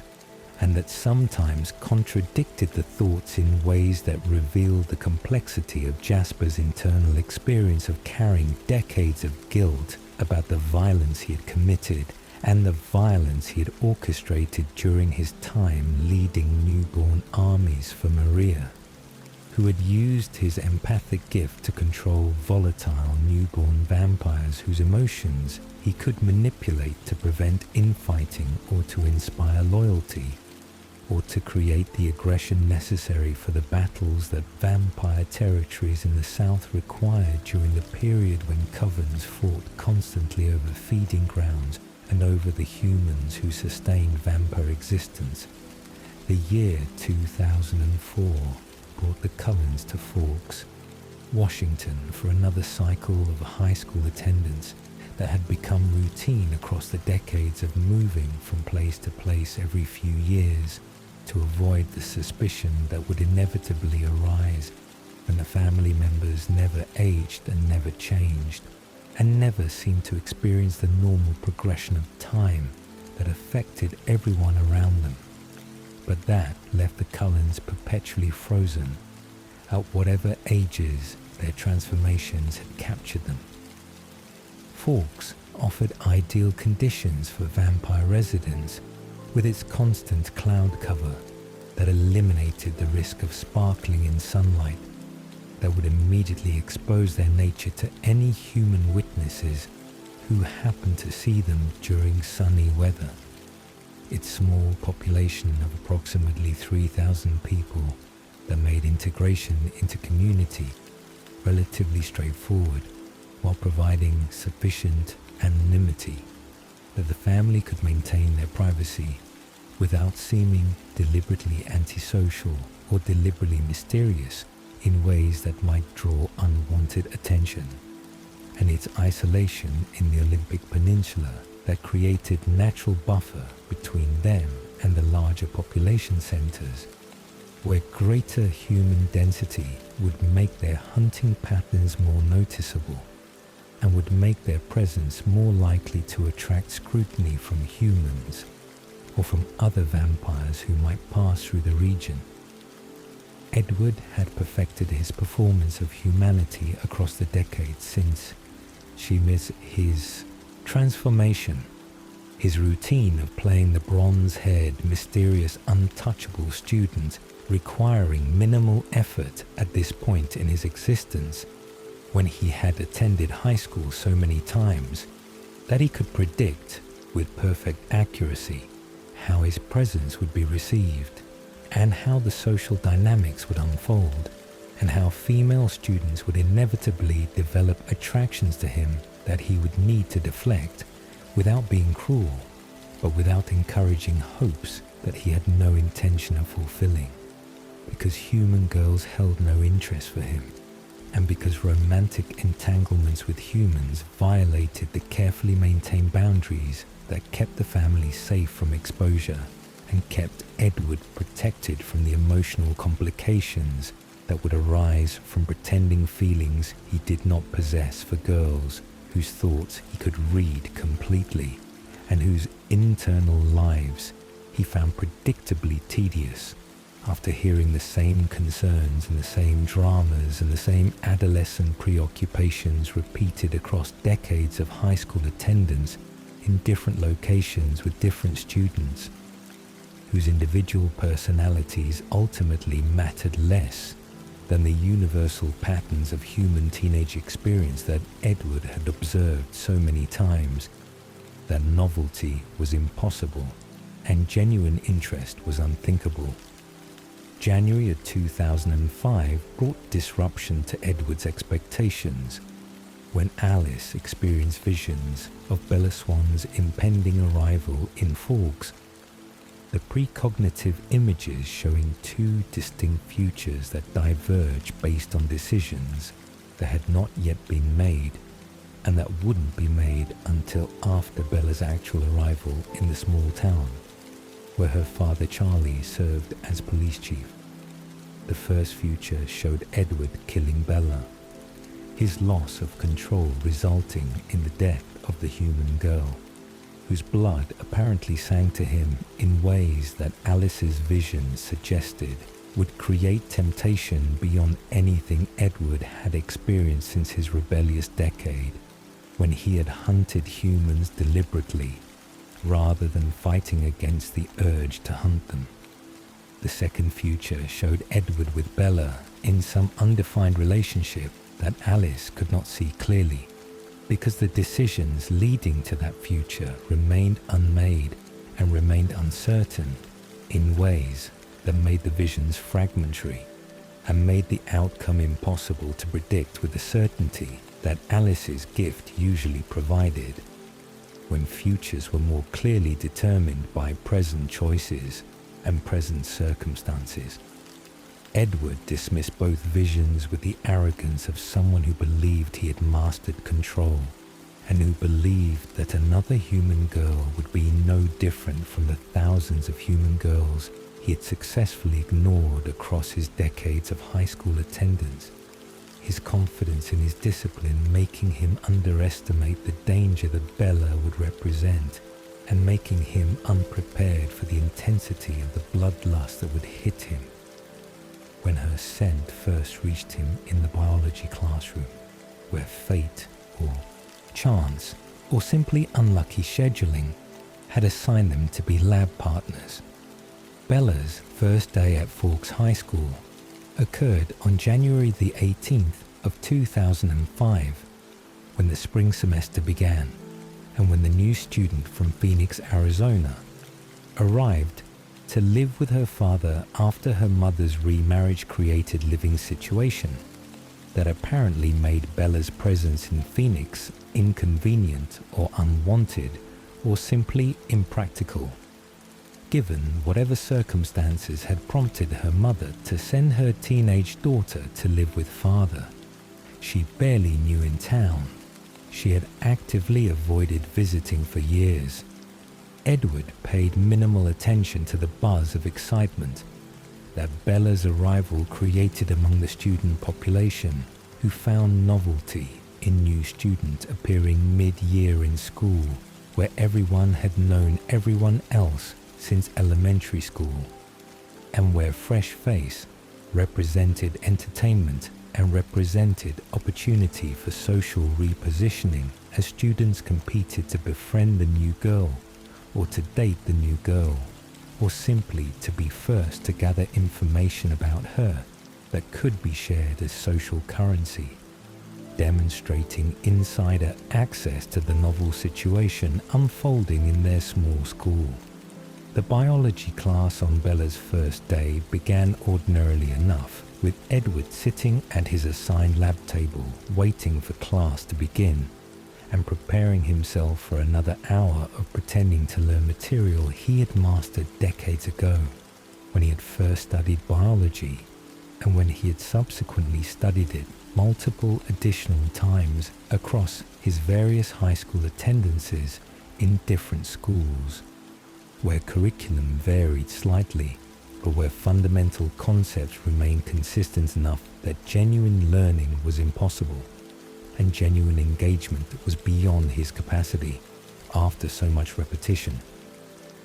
The fan on the teacher's desk was rotating slowly when Bella entered the classroom, the moving air currents carrying her scent directly across the room to where Edward sat, unprepared for the assault on his senses that her blood would create. The smell of her hitting him with force that made breathing impossible and made thinking impossible and made everything except the overwhelming urge to kill her completely disappear from his consciousness as instinct took over, and as every vampire impulse in his body demanded that he drink her blood and end her life to satisfy the thirst that her scent had triggered with intensity he had never experienced even during his rebellious years when he had hunted humans deliberately. The immediate, overwhelming bloodlust that Bella's scent created was beyond anything Edward had imagined possible. After decades of control and after decades of successfully existing among humans, without losing discipline or without experiencing temptation that exceeded his ability to manage through will and through commitment to the vegetarian lifestyle that had become his identity and his moral foundation. Her blood sang to him in ways that made every previous human scent seem dull and seem easily ignorable. The specific chemistry of her blood apparently matching his particular preferences so perfectly that evolution or chance or simple bad luck had created a situation where predator and ideal prey were forced into close proximity in an enclosed classroom, where escape was difficult without creating scene, and where violence was impossible without exposing his nature to the 30 other students who filled the room with their heartbeats and their scents that Edward barely noticed compared to the overwhelming presence of Bella's blood, calling to every predatory instinct that transformation had embedded in his vampire nature.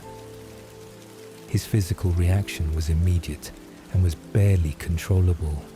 his eyes going black with thirst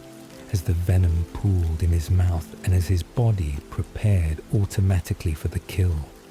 That instinct insisted it was not just desirable but necessary and inevitable and right according to natural law that made vampires apex predators and made humans prey regardless of whatever moral frameworks Edward had constructed to justify resisting that natural relationship. His hands gripped the edge of the lab table with force that would have crushed the wood if he had not carefully moderated his strength despite the overwhelming distraction of Bella's scent and despite the difficulty of thinking clearly when every nerve in his body was screaming at him to move and to kill and to drink until the burning thirst was satisfied, and until Bella Swan was nothing except empty corpse and fading memory of the best blood he would ever taste in his entire immortal existence. He held his breath completely to avoid drawing more of her scent into his lungs, the decision to stop breathing buying him seconds of clarity to assess the situation and to recognize that killing Bella would require killing every witness in the classroom to prevent exposure and would require abandoning Fawkes immediately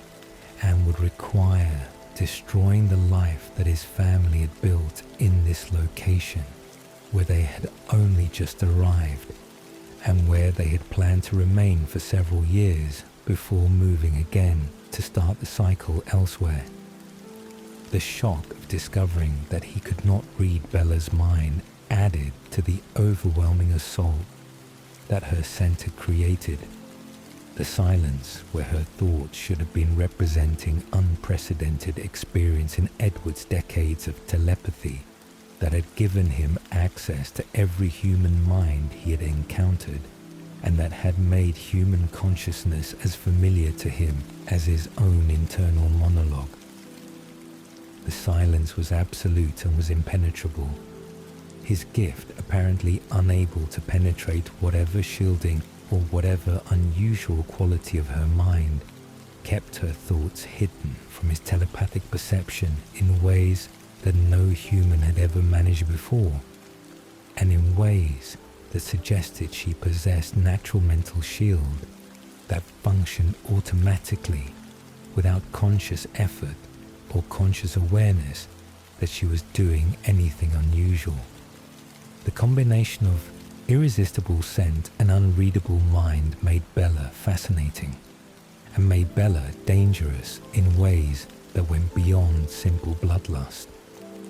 Edward's curiosity about her thoughts warring with his thirst in complicated emotional state that made rational decision-making nearly impossible. As he sat frozen at the lab table, trying to decide whether to flee the classroom or whether to attempt staying through the full hour of class time that stretched ahead like torture, designed specifically to test his control and to test his commitment to not killing humans regardless of how intensely he wanted to kill this particular human, whose blood promised satisfaction beyond anything animal blood could ever provide. The barely controlled exit from the classroom happened as soon as the bell rang, ending the period, Edward fleeing to his car and driving directly out of Forks without stopping and without explaining his departure to his siblings, who would undoubtedly wonder where he had gone and would undoubtedly ask questions when he eventually returned or contacted them. To explain the situation that had driven him away from school midday without warning. He drove north to Alaska, where the Denali Coven maintained residence, the sister coven to the Cullens, who shared their vegetarian lifestyle and who had become friends and occasional companions across the decades since Carlyle had first encountered them, and had discovered that other vampires had independently arrived at similar conclusions about the possibility and the desirability of avoiding human prey. The week he spent with the Denali Coven was torture of different kind than the biology classroom had been. Tanya's advances and her obvious interest in romantic relationship doing nothing to distract him from his obsession with Bella Swan, and his internal debate about whether he should kill her to end the temptation or whether he should stay away from Forks permanently and let her live her human life without ever knowing how close she had come to death, simply by walking into biology classroom on her first day at new school. The internal debate consumed him completely during his time in Alaska, his mind returning constantly to the problem of Bella Swan and to the question of what he should do about the unprecedented situation where human existed, whose blood called to him so intensely that control seemed impossible, and whose mind remained closed to him in ways that made her mysterious and made her infinitely more interesting than any human he had encountered across his long existence, among people whose thoughts were open books and whose internal lives held no secrets once Edward had spent even brief time in their presence. He argued with himself about whether killing her would be mercy or would be murder. His rationalization that she would die eventually anyway, as all humans died, making the timing seem less significant than it actually was given, that she was 17 years old and deserved the decades of life ahead of her that Edward's thirst would steal if he chose his momentary satisfaction over her entire future. He considered staying away permanently and letting his family remain in Forks without him, his absence protecting Bella from danger, while allowing the Cullens to maintain their carefully constructed life in the small town where Carlyle had just established his position at the local hospital, and where Esme had just begun renovating the house they had purchased as their residence for however many years they could remain before needing to move again. The rationalization for returning to Forks emerged from Edward's pride and from his conviction that he had killed humans before during his rebellious years and had ultimately chosen not to kill humans after recognizing the moral bankruptcy of that choice. His confidence in his control making him believe that he could manage his thirst for Bella's blood the same way he had learned to manage his thirst for human blood in general across the decades since returning to Carlisle and recommitting to the vegetarian lifestyle. He returned to school and to Forks with careful planning about how he would sit next to Bella in biology class while maintaining discipline, his strategy involving holding his breath for the entire period and involving maintaining maximum possible distance from her within the constraints of sharing lab table and involving focusing all his attention on not killing her rather than on actually learning anything or on actually engaging with the class material that was merely excuse for the real challenge of existing in close proximity to human whose blood promised pleasure beyond any Edward had ever imagined, and whose mind remained tantalizingly closed to his telepathic gift in ways that made her endlessly fascinating despite the danger she represented.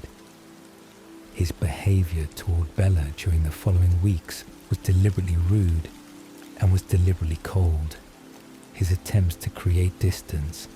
and to discourage her interest in him backfiring, as his hostility apparently made him more intriguing rather than less intriguing. To the girl whose thoughts he could not read and whose reactions he could not predict with the certainty that telepathy usually provided. He sat next to her in biology class, holding his breath and gripping the table edge and carefully not looking at her, while simultaneously being hyper-aware of her every movement and her every breath and her every shift in position that changed the air currents and changed the concentration of her scent in ways that made some moments more bearable and made some moments nearly impossible to endure without attacking her. He read the thoughts of the other students who were forming opinions about Bella and forming attractions to Bella, Mike Newton's infatuation, and Jessica Stanley's jealous observation, and Eric Yorkie's awkward interest giving Edward information about how Bella appeared to others, even though her own thoughts remained hidden behind whatever shield her mind possessed that kept Edward from accessing the interior perspective that he desperately wanted to understand, so that he could predict her behavior and could protect her from himself through greater knowledge of what she was thinking and what she was planning, and whether she had noticed his bizarre behavior, and whether she was correctly interpreting his rudeness as desperate attempt at self-preservation rather than as genuine dislike. March brought the van accident in the school parking lot when Tyler Crowley lost control of his vehicle on the ice, and when the van came sliding toward Bella with force and trajectory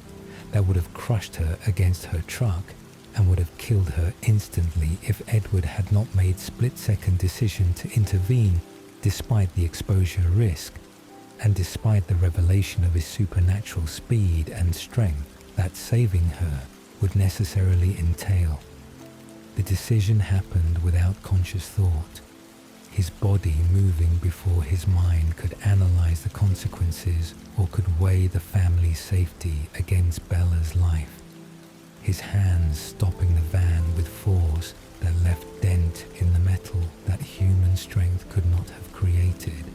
and that Bella witnessed from close enough distance that denial was impossible even if she wanted to pretend that what she had seen was normal human capability, enhanced by adrenaline rather than supernatural intervention that revealed Edward as something other than the human student he pretended to be. The stalking behavior that Edward engaged in after the van incident represented his rationalization that he was protecting Bella from dangers that existed beyond himself.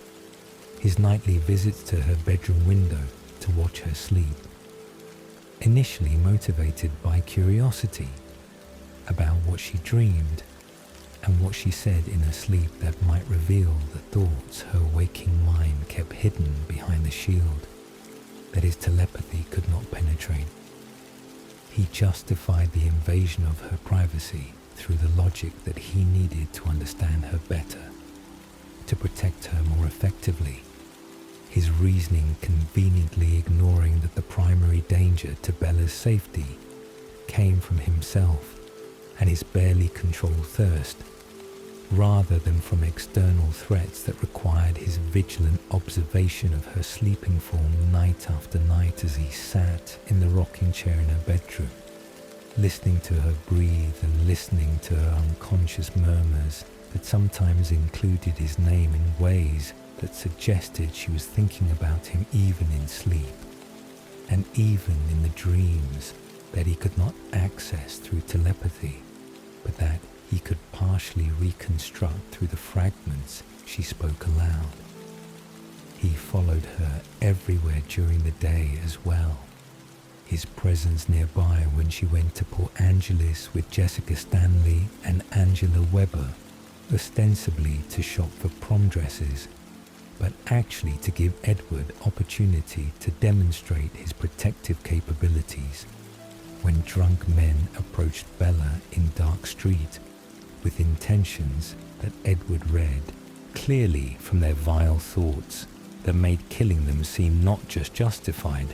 but necessary to protect Bella and to protect future victims from men whose plans involved violence and violation that Edward prevented by appearing suddenly and by radiating enough menace that the would-be attackers fled rather than confronting the pale, beautiful young man, whose appearance was deceptively gentle, but whose presence carried weight that humans instinctively recognized as dangerous, even when they could not articulate why this particular teenager made their survival instincts scream warnings about predators and about threats that exceeded normal human dangers. The drive to Port Angeles restaurant happened with Bella in Edward's car after he had rescued her from the situation that his stalking had allowed him to anticipate and to prevent. Their first real conversation unfolding during the drive and during the meal, where Bella ate human food, while Edward pretended to eat, and instead spent the time watching her and listening to her speak, and trying to understand through her words what her closed mind refused to reveal through the direct access that his telepathy provided with every other human he encountered. The frustration of her silence was acute and was constant. Every question he asked designed partly to gather information he actually wanted, but designed primarily to try to understand how she thought and how her mind worked, when he could not simply read the answers directly from her consciousness, the way he could read answers from every other person, whose thoughts broadcast continuously into the telepathic space that only Edward could perceive, and that only Edward could navigate with the ease of long practice.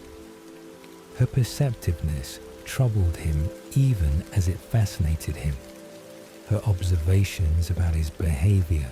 and her questions about what he was revealing, that she had noticed details that most humans would have missed,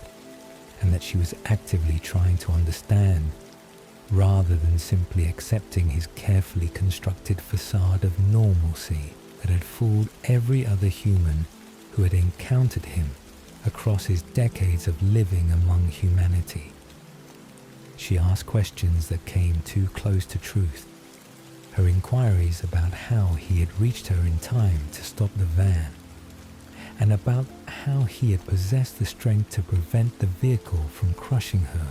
making Edward realize that she was not going to accept easy lies or comfortable explanations that would allow her to maintain the fiction that he was simply unusually strong human, rather than something else entirely, that her mind was systematically working to identify through observation and through the deductive reasoning that her intelligence apparently supported, even when her thoughts remained completely hidden from Edward's desperate attempts to understand what conclusions she was drawing from the evidence his rescue had provided. The growing obsession consumed Edward completely during the weeks following the Port Angeles incident, his thoughts returning constantly to Bella and to the mystery she represented, and to the novelty of experiencing genuine uncertainty about what someone was thinking when his entire existence since transformation had been characterized by perfect knowledge of everyone's internal states and everyone's hidden motivations that telepathy revealed with clarity that made human social interaction simultaneously easier and more boring than it would have been without his gift. Bella was the first person in decades who could surprise him, her words and her actions emerging from thoughts he could not predict or anticipate. Her presence creating the kind of engaged attention that Edward had not felt since his human life, when other people's minds had been mysteries that required conversation and observation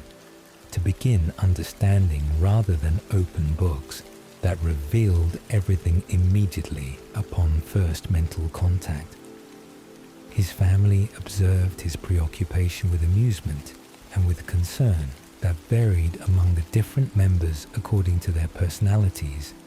and their own experiences with human vampire relationships that ranged from non-existent to cautiously managed. Emmett teased him relentlessly about finally finding a girl who interested him after decades of refusing every opportunity for romance that vampire society or human proximity had offered. His jokes about Edward's obvious infatuation making family dinners uncomfortable and making Edward wish that he could simply avoid the house entirely, rather than enduring the commentary and the observations that his siblings felt entitled to make about his internal state and his changed behavior that apparently was obvious to everyone, even without telepathy to confirm what his actions and his distraction clearly indicated.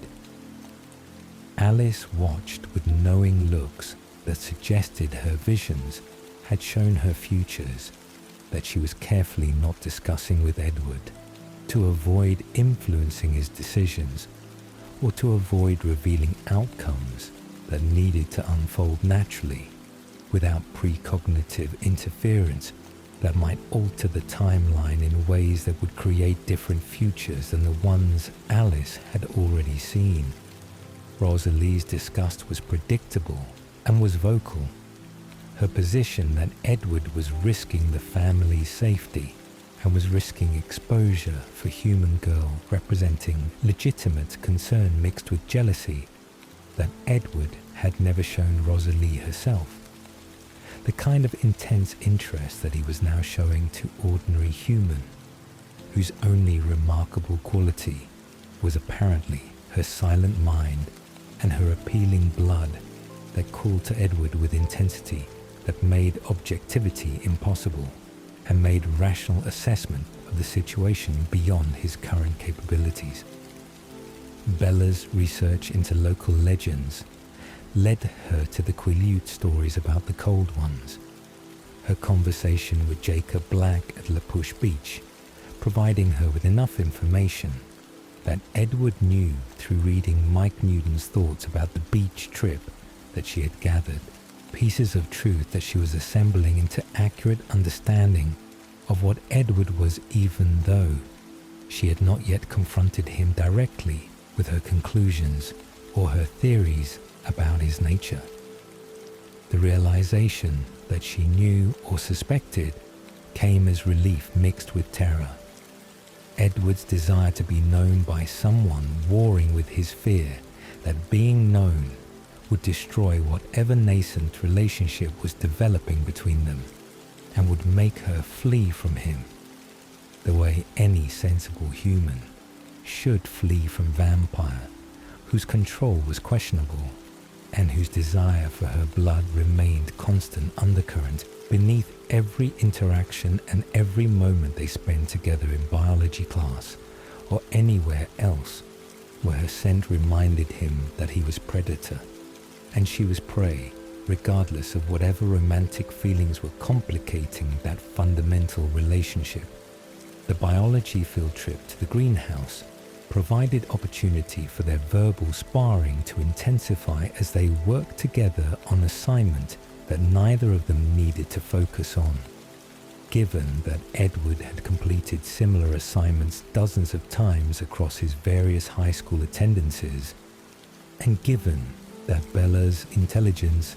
made the simple classification task easy enough that she could complete it, while simultaneously engaging in the careful dance of questions and answers that constituted their conversations, where every word carried multiple meanings, and where every exchange was simultaneously about the surface topic and about the deeper questions of what Edward was and whether Bella was afraid and whether fear was appropriate response to discovering that the beautiful boy she was attracted to was actually a monster whose nature made him dangerous in ways that normal teenage boys could never approach, regardless of how badly they might want to hurt someone. Edward watched her face during these conversations, trying to read in her expressions what her mind refused to reveal through telepathy. His study of micro-expressions and body language, inadequate substitute for the direct access he craved, but better than nothing, when nothing was the alternative to careful observation and careful interpretation of physical cues that humans leaked constantly, but that required attention and skill to decode accurately. His decision to pursue friendship despite the dangers represented surrender to feelings that he had tried to resist and tried to rationalize away as simple curiosity or simple novelty, rather than as genuine emotional attachment that was developing despite his better judgment and despite his certainty that loving Bella would inevitably lead to tragedy when his nature and her mortality made long-term relationship impossible and made the most likely endings, either her death through his loss of control or her transformation into vampire who would blame him forever for stealing her humanity and her soul. He admitted what he was in the woods after school on day when they had driven separately in vehicles that allowed private conversation away from the constant observation and constant gossip that characterized the small school where everyone noticed everything, and where Edward and Bella's increasingly obvious connection was becoming topic of speculation and rumor among students who had initially expected Edward to remain aloof and unattached the way he had been since arriving in Forks. The meadow became their sanctuary when Edward took Bella there to show her his skin in sunlight, the demonstration of how vampires sparkled rather than burning, revealing both his beauty and his monstrousness in ways that words could never capture, and that made denial impossible for Bella, who could see with her own eyes that Edward was not human and was not anything that existed in normal world governed by normal rules about what was possible and what was real. He stood in the sunny clearing, letting light hit his exposed skin and watching Bella's face for a reaction that would tell him whether she was horrified or whether she could accept what he was despite the evidence that he was creature of nightmare rather than the romantic figure that some part of her apparently wanted him to be based on her continued presence and her continued willingness to be alone with him in isolated locations where he could easily kill her and dispose of her body without witnesses or without evidence that would lead investigators to vampire rather than to more conventional explanations for disappearance. The depth of his thirst for her blood warred constantly with the love that was emerging despite his attempts to prevent emotional attachment that would make inevitable separation more painful for both of them when circumstances finally forced them apart through his loss of control or through external intervention from his family or from simple recognition that their relationship was unsustainable and was dangerous beyond what either of them should be willing to accept for sake of romance that had no future and no possibility of happy ending. He told her explicitly about the danger she was in from him, his honesty about wanting to kill her and about the constant burning thirst that her sin created, meant to frighten her away and meant to make her understand that whatever attraction existed between them was fundamentally unsafe and fundamentally wrong, according to every reasonable standard that should govern interactions between predator and prey who were pretending to be something else. Her response of not being afraid, or of claiming not to be afraid, frustrated him and fascinated him in equal measure. Her courage or her stupidity making it impossible for him to maintain the distance that safety required, and making it impossible for him to resist the pull toward greater intimacy and greater emotional investment in relationship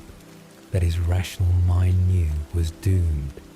but that his heart refused to abandon despite the warnings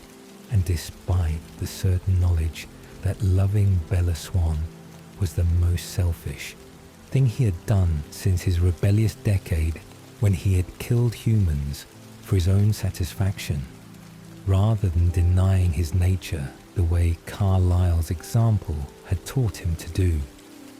The lion and the lamb metaphor that emerged from their conversation captured the absurdity and the tragedy of their situation perfectly. Edward's self-identification as sick, masochistic lion, acknowledging that pursuing Bella despite wanting to kill her represented fundamental corruption of whatever remained of his humanity or his morality after decades of struggling to maintain values that vampire nature actively resisted and actively undermined through instincts that made killing feel natural and made restraint feel like fighting against every impulse that transformation had embedded in his reconstructed body and reconstructed consciousness. Meeting Charlie Swan was awkward theatre, where Edward played the polite boyfriend while reading Charlie's protective thoughts about Bella and Charlie's suspicions about Edward's intentions and Charlie's general discomfort with his teenage daughter dating anyone, but especially dating boy, who looked like Edward and who carried himself with confidence that Charlie found simultaneously impressive and threatening in ways he could not articulate, but that his thoughts revealed clearly to Edward, who understood that Charlie's instincts about danger were correct, even if Charlie could never guess the specific nature of the threat that Edward represented. The baseball game that followed weeks later, when Thunderstorm provided cover for the noise of vampires playing America's pastime with supernatural strength and supernatural speed, represented moments of happiness and normalcy that shattered when Alice experienced vision of 3 nomadic vampires approaching their location, drawn by curiosity about the game and about the coven playing it. James caught Bella's scent the moment the wind shifted during the baseball game, the tracker's entire demeanor transforming instantly from casual curiosity about the Cullen coven to focused predatory intensity that Edward recognized immediately through reading James's thoughts that went from mild interest in meeting other vampires to absolute fixation on the human girl, whose scent apparently triggered the hunting instinct that defined James's existence and that made him legendary among nomadic vampires who knew his reputation for never abandoning prey once he had committed to pursuit regardless of obstacles or regardless of danger that pursuing might entail. The shift in James's thoughts was immediate and was total, his consciousness narrowing to single purpose of hunting Bella with a kind of obsessive focus that made him dangerous beyond what his physical capabilities alone would suggest, and that made him nearly impossible to discourage or to distract once he had decided that particular prey was worth pursuing, regardless of obstacles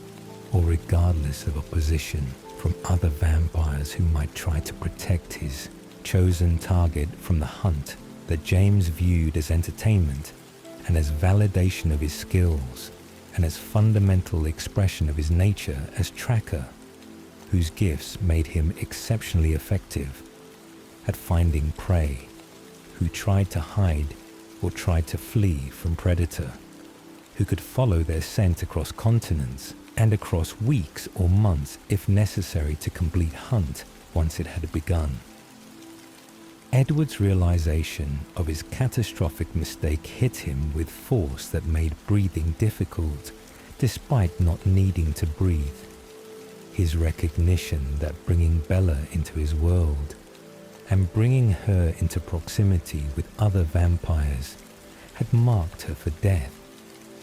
by the most dangerous tracker in North America, making everything that had seemed romantic or seemed worthwhile about their relationship suddenly appear as monstrous selfishness that had prioritized Edward's desires over Bella's safety in ways that he could not rationalize or could not excuse through any framework except acknowledging that he had been willing to risk her life for the pleasure of her company and for the novelty of her silent mind that had fascinated him enough to override every reasonable precaution that should have kept them apart and should have kept her ignorant of vampire existence and should have kept her safely living her human life without the complications and the dangers that knowing Edward had introduced into her previously ordinary existence. James's thoughts revealed his planning and revealed his assessment of the Cullens as obstacles to overcome,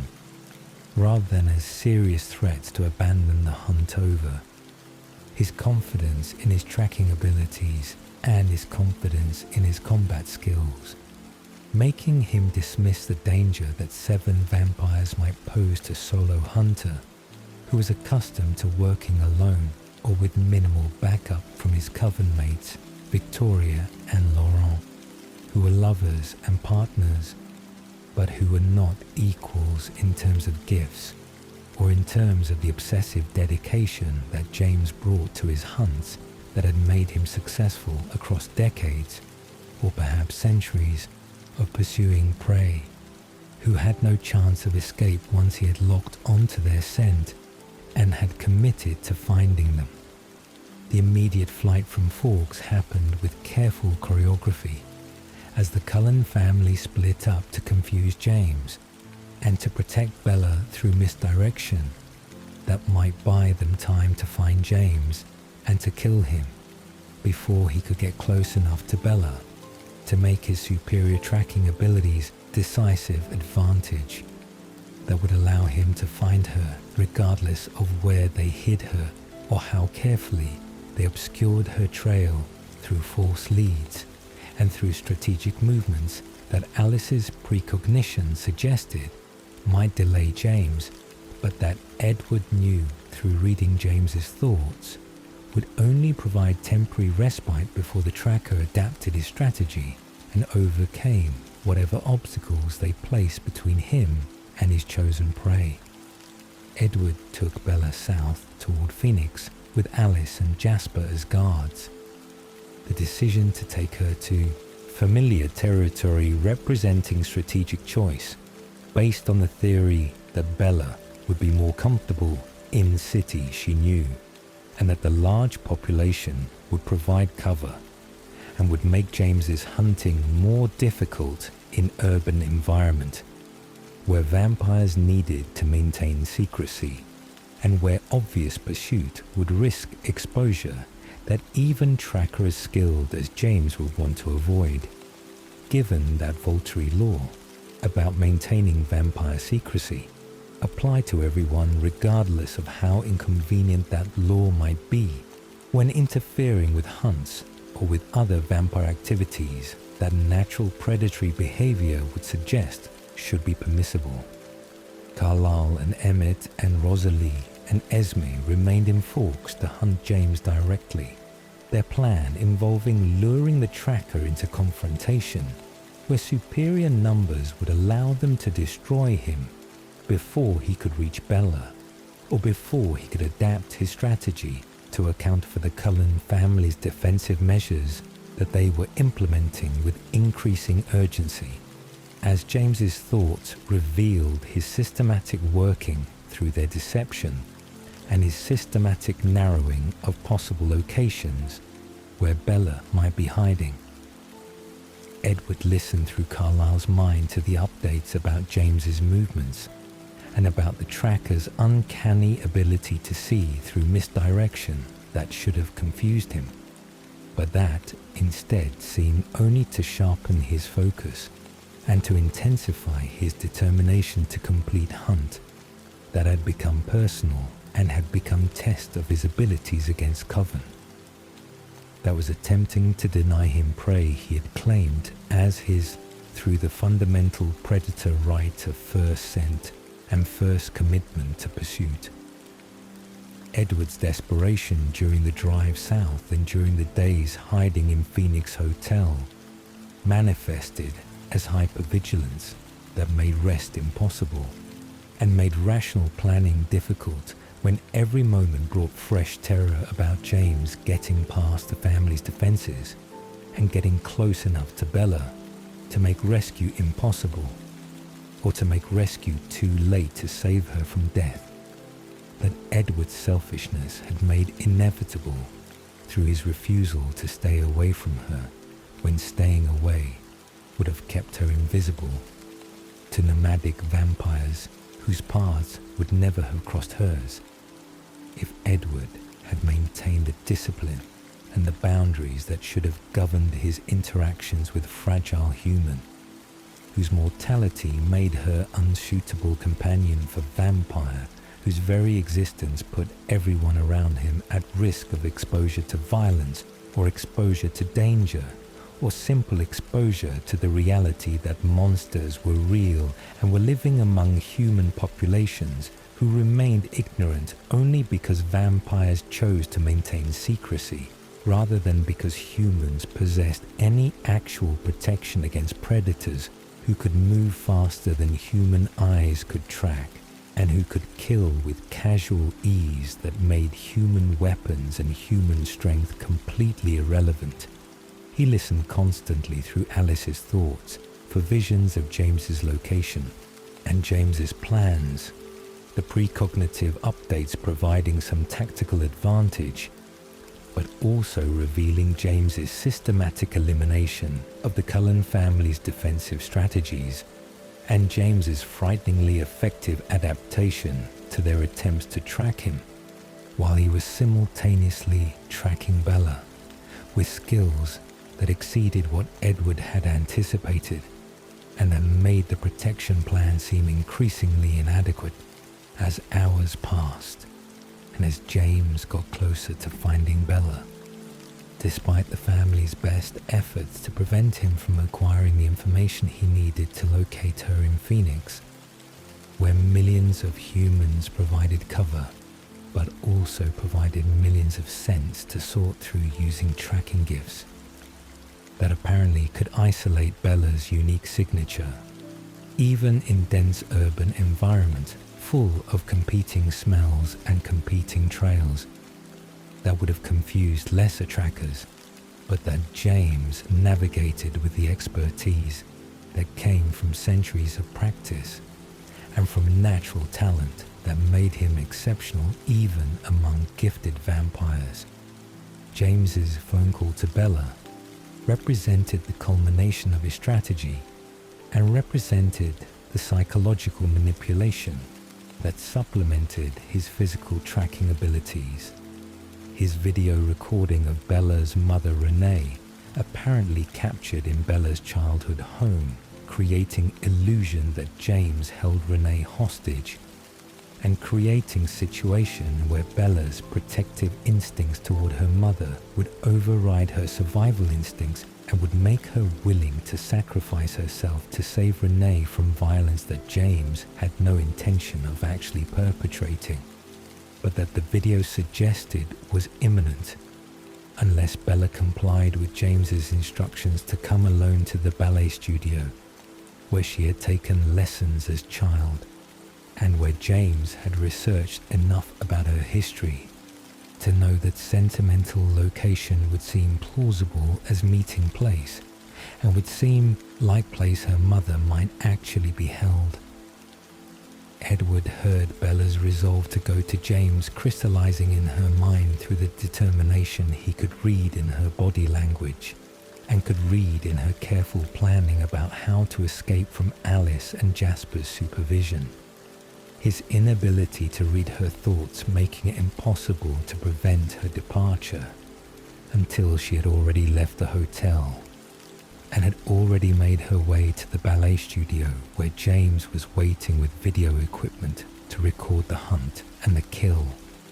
that he intended to use as message to Edward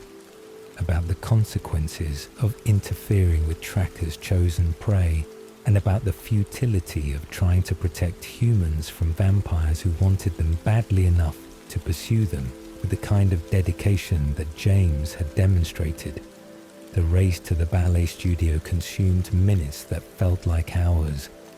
as Edward drove at speeds that risked exposure and risked accidents, but that were necessary if he was going to reach Bella before James killed her,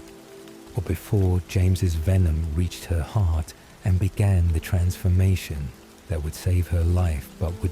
also steal her humanity and would make her vampire against her will and against Edward's desperate desire to preserve her human existence and her human future. That transformation would permanently eliminate, along with her soul, that Edward believed would be lost or would be corrupted in ways that would make her regret transformation once she understood what she had become and what she had lost. He arrived to find Bella broken and bleeding on the ballet studio floor, James's attack having been brutal and having been efficient in ways that demonstrated his combat experience and his complete lack of mercy toward prey, who had proven more interesting than most, but who were ultimately just another human whose death would provide momentary entertainment before James moved on to next hunt and next prey, who would capture his attention until he grew bored, or until he found something more challenging to pursue across whatever territories his wandering took him in his endless existence as nomadic vampire whose only real purpose was hunting, and whose only real satisfaction came from successfully completing pursuits that tested his abilities. The impossible decision confronted Edward immediately upon seeing the wound on Bella's wrist, where James had bitten her, the venom already spreading through her bloodstream, and already beginning the transformation that would kill her as human, and would rebirth her as vampire unless Edward could extract the venom before it reached her heart, and before the transformation became irreversible through the biological processes that vampire venom triggered in human bodies that were being systematically rewritten and systematically reconstructed into immortal forms that would preserve consciousness but would eliminate humanity along with mortality and along with whatever qualities made humans fundamentally different from vampires beyond the obvious physical differences. Bella's whispered plea for transformation cut through his panic and cut through his desperate attempts to assess the medical situation. Her request that he change her rather than letting her die, revealing that she wanted vampire existence and wanted eternity with him, even at cost of her humanity and her soul, that Edward believed transformation would destroy or would corrupt beyond redemption or beyond salvation according to his understanding of vampire nature, and according to his conviction that vampires were damned regardless of how they conducted themselves or how they attempted to maintain moral behavior despite predatory instincts that made killing humans feel natural and feel justified. His refusal was immediate and absolute. His conviction that vampires were damned and were soulless,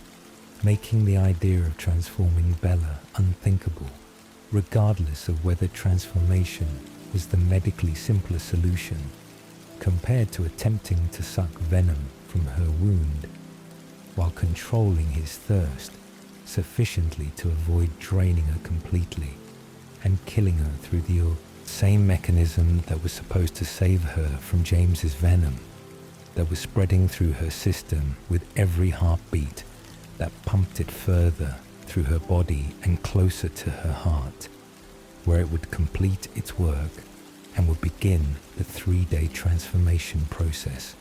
that would end with Bella waking as vampire with red eyes and with thirst that would make her dangerous to every human in Phoenix, and that would require careful supervision from the Cullen family, who would need to teach her control and would need to help her adjust to existence that Edward refused to inflict upon her, despite her expressed desire for it. Carlisle's arrival with the rest of the family provided medical expertise and provided backup if Edward's control failed during the attempt to extract venom from Bella's bloodstream before transformation completed. The older vampire's calm assessment of the situation and calm instructions to Edward about what needed to happen, giving Edward framework to focus on, rather than simply panicking about the multiplying ways this situation could end with Bella's death or Bella's transformation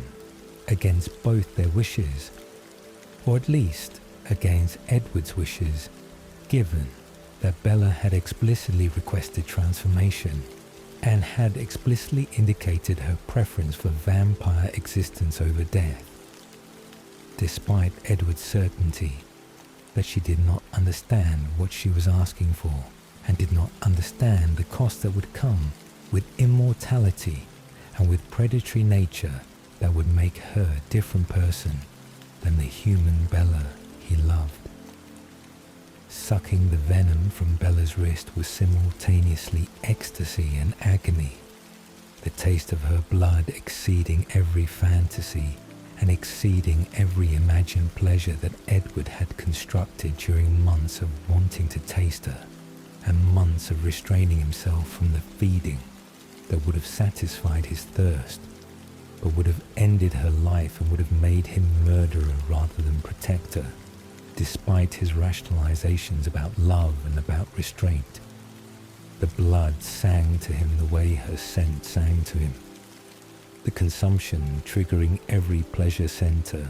and every satisfaction mechanism that vampire physiology possessed, while simultaneously requiring superhuman control to stop drinking before he had drained her completely, and before the pleasure of feeding overcame the love that made stopping possible, despite every instinct screaming at him to continue until the blood was gone and until the thirst was satisfied in ways that animal blood could never satisfy despite decades of vegetarian lifestyle. The venom extraction required him to swallow her blood while searching for the foreign venom that James had introduced. The complexity of the task making it difficult beyond anything Edward had attempted,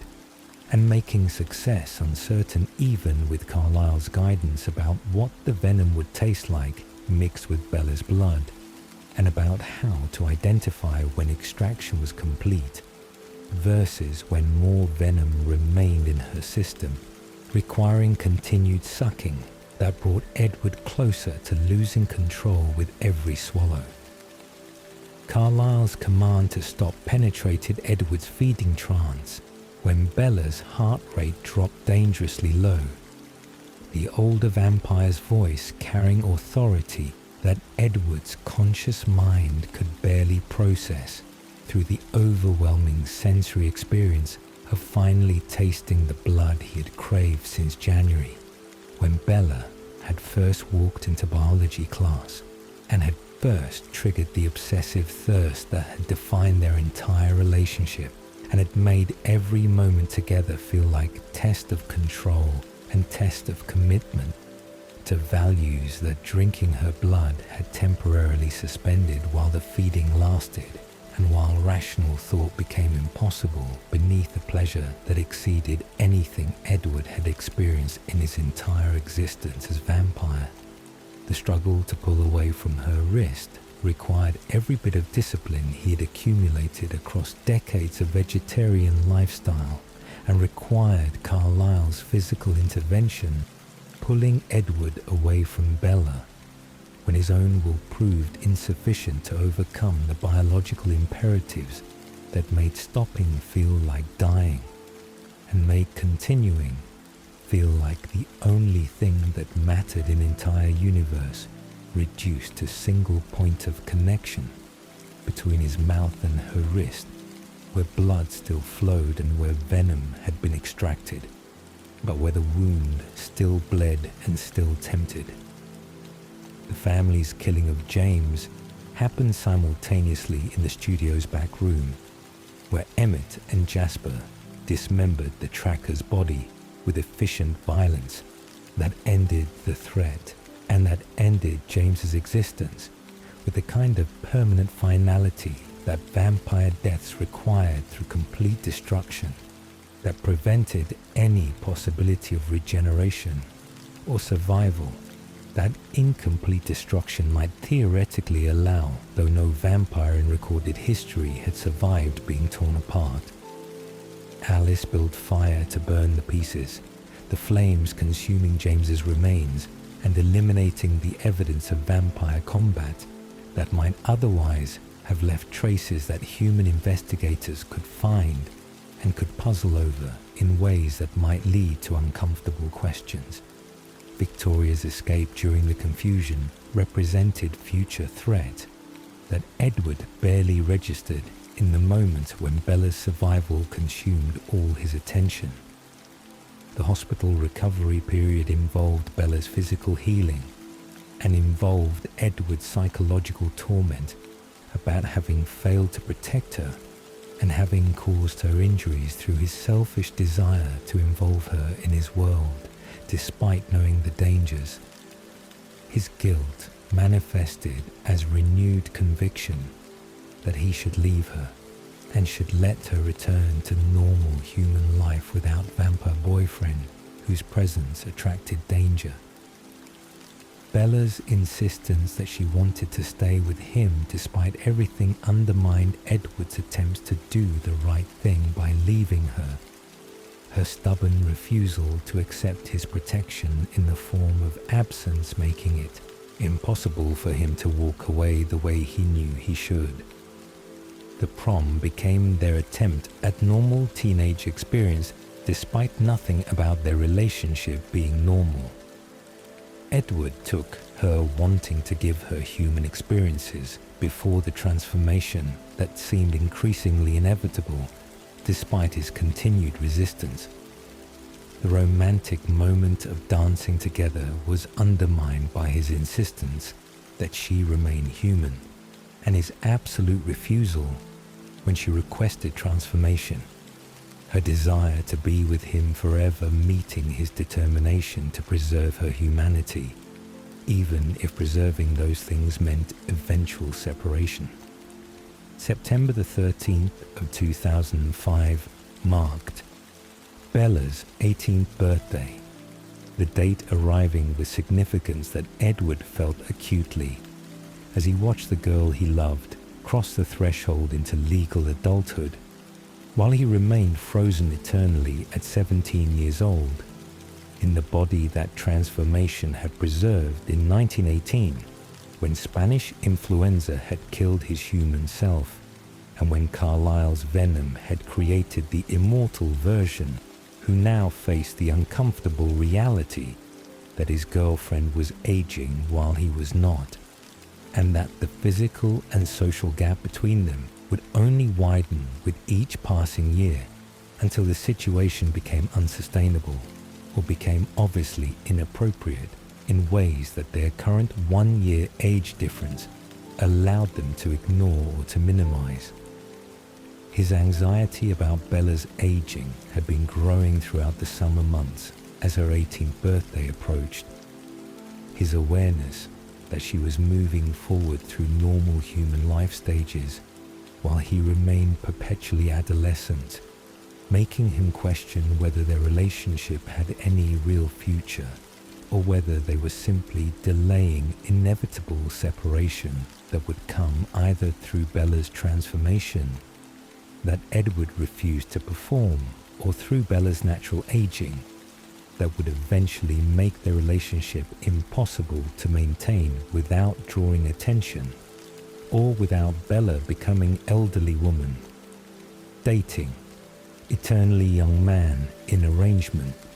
that would appear pathetic or predatory depending on outside observers' perspectives. The party at the Cullen house was Alice's creation, despite Edward's objections,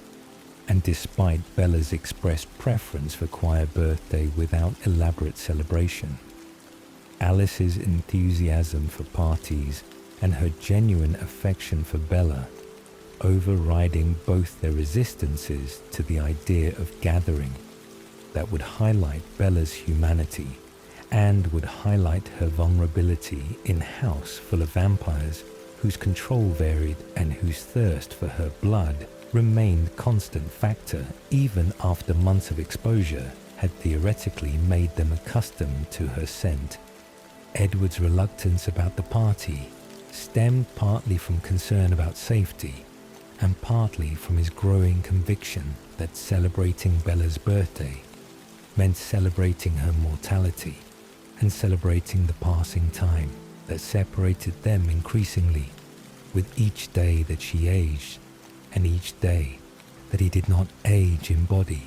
that would be 17 forever, regardless of how many years passed or how many decades accumulated, while he remained physically unchanged and physically perfect in the way that all vampires remained physically perfect after transformation locked them into their final forms. Alice had decorated the Cullen house with elaborate streamers and with elaborate flower arrangements,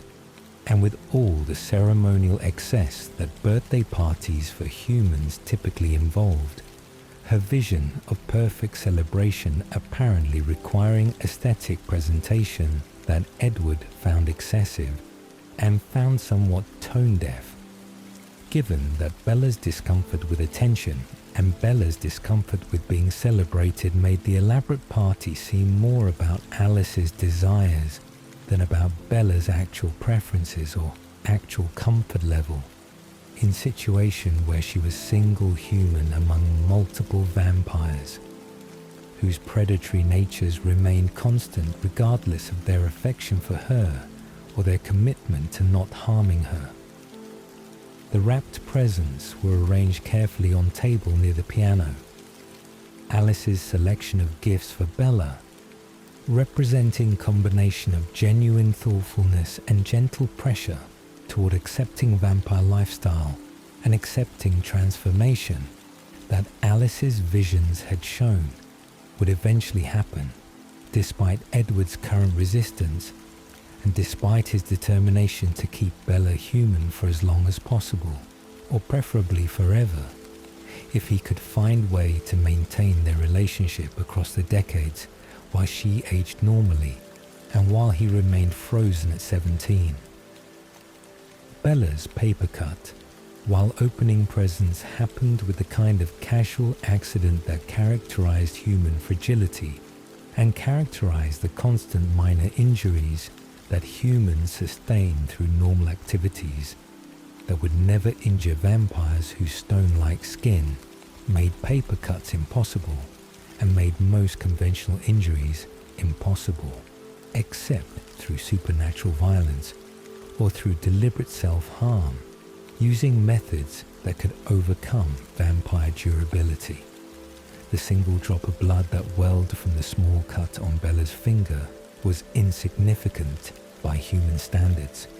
but was devastating by vampire standards. The scent of fresh blood in enclosed space full of vampires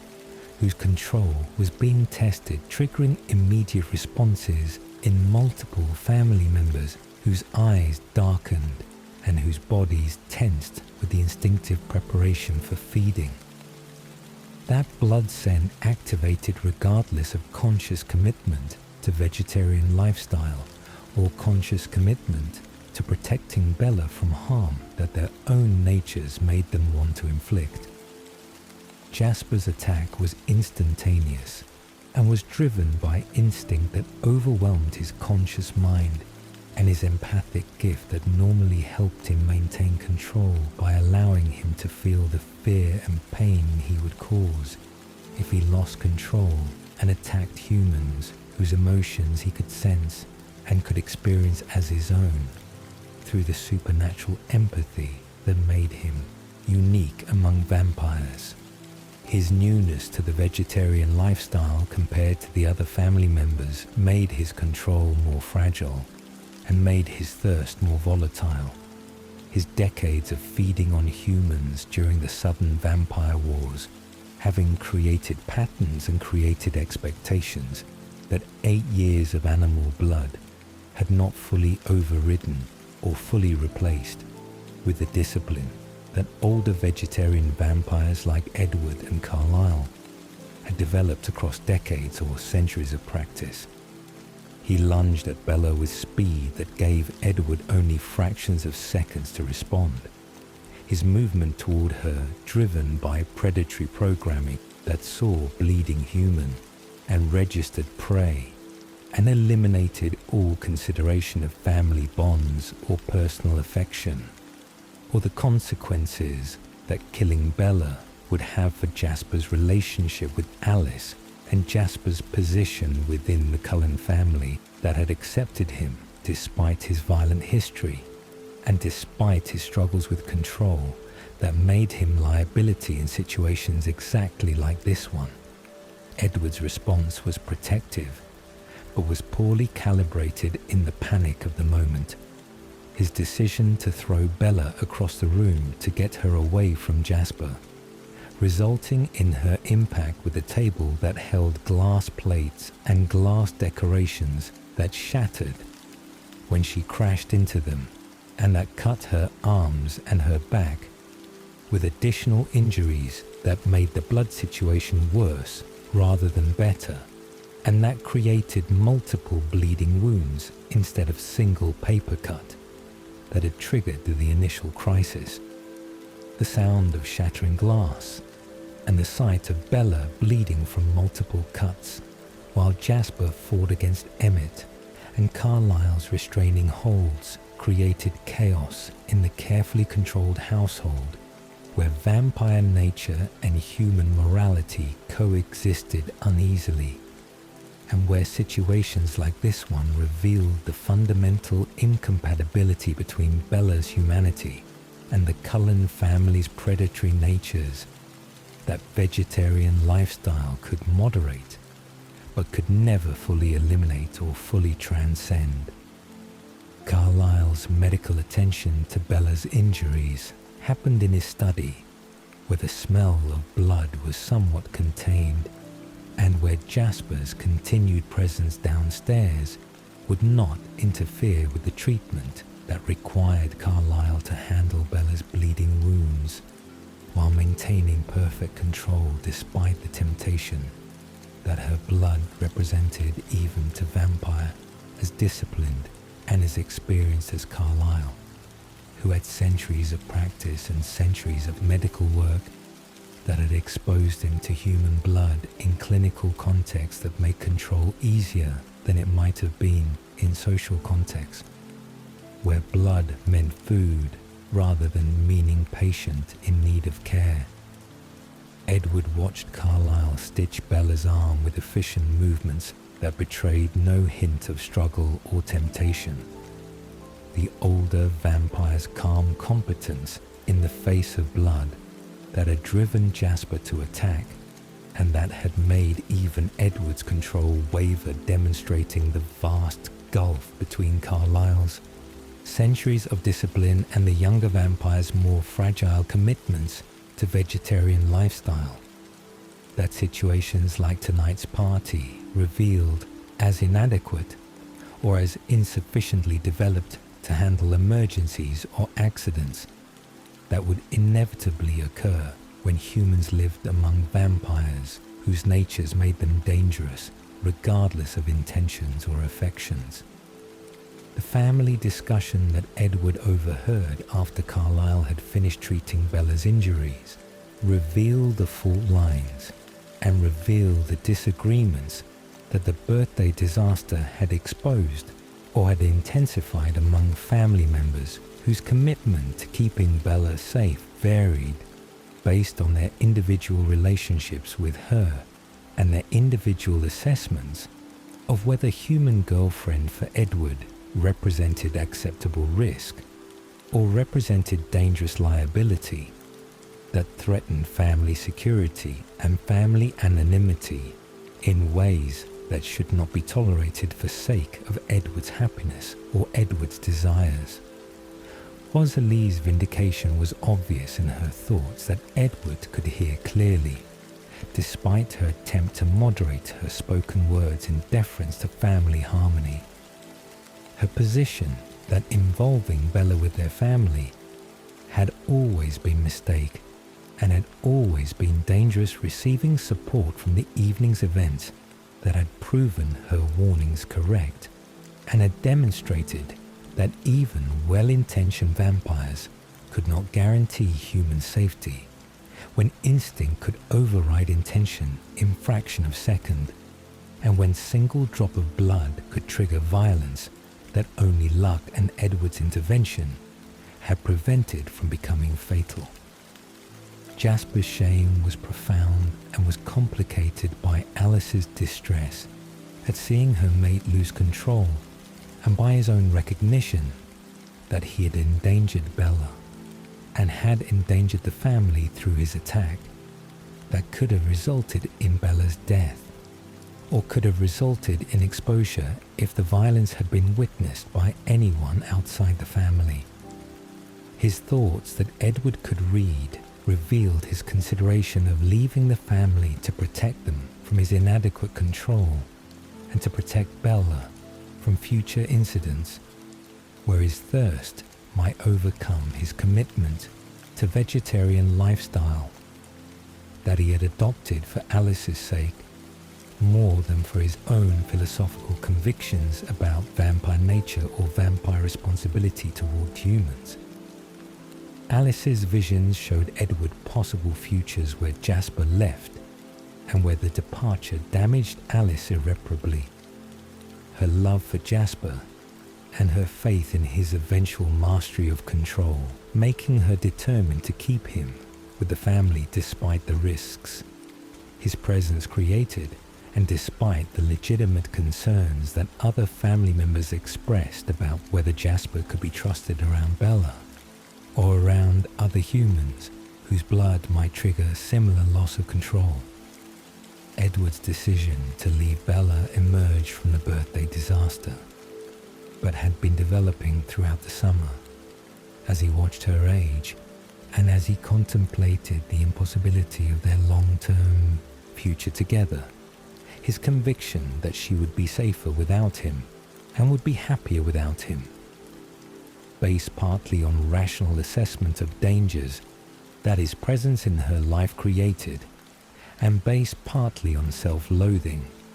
that made him believe she deserved better than vampire boyfriend, whose nature made him monster regardless of how carefully he controlled his thirst or how completely he avoided killing humans in his current lifestyle. The decision was painful, but was certain. His determination to set her free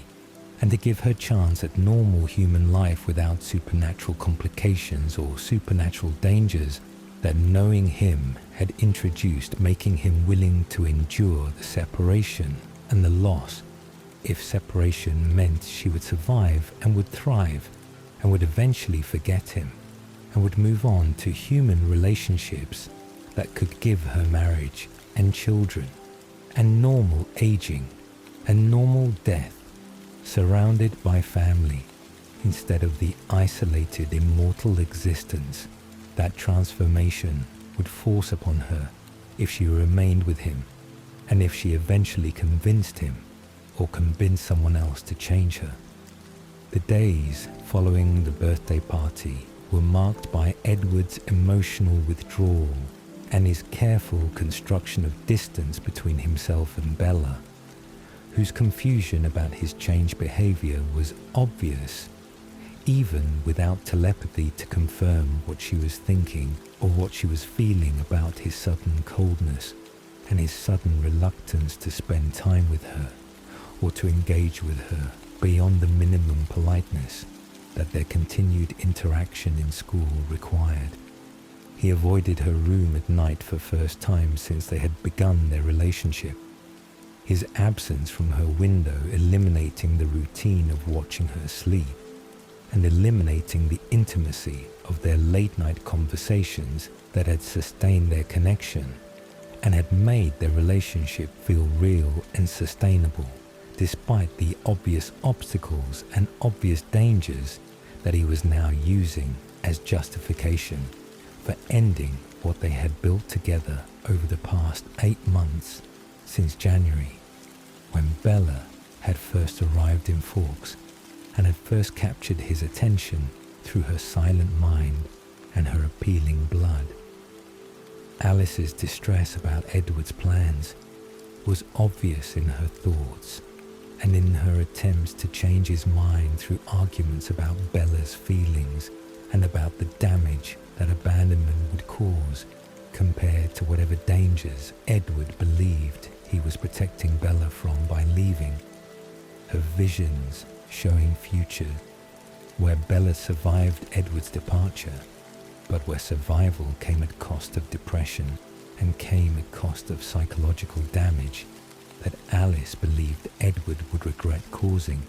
once he understood the full impact of his decision on Bella's mental health and Bella's future relationships and Bella's ability to trust or to love after being abandoned by a person she had committed to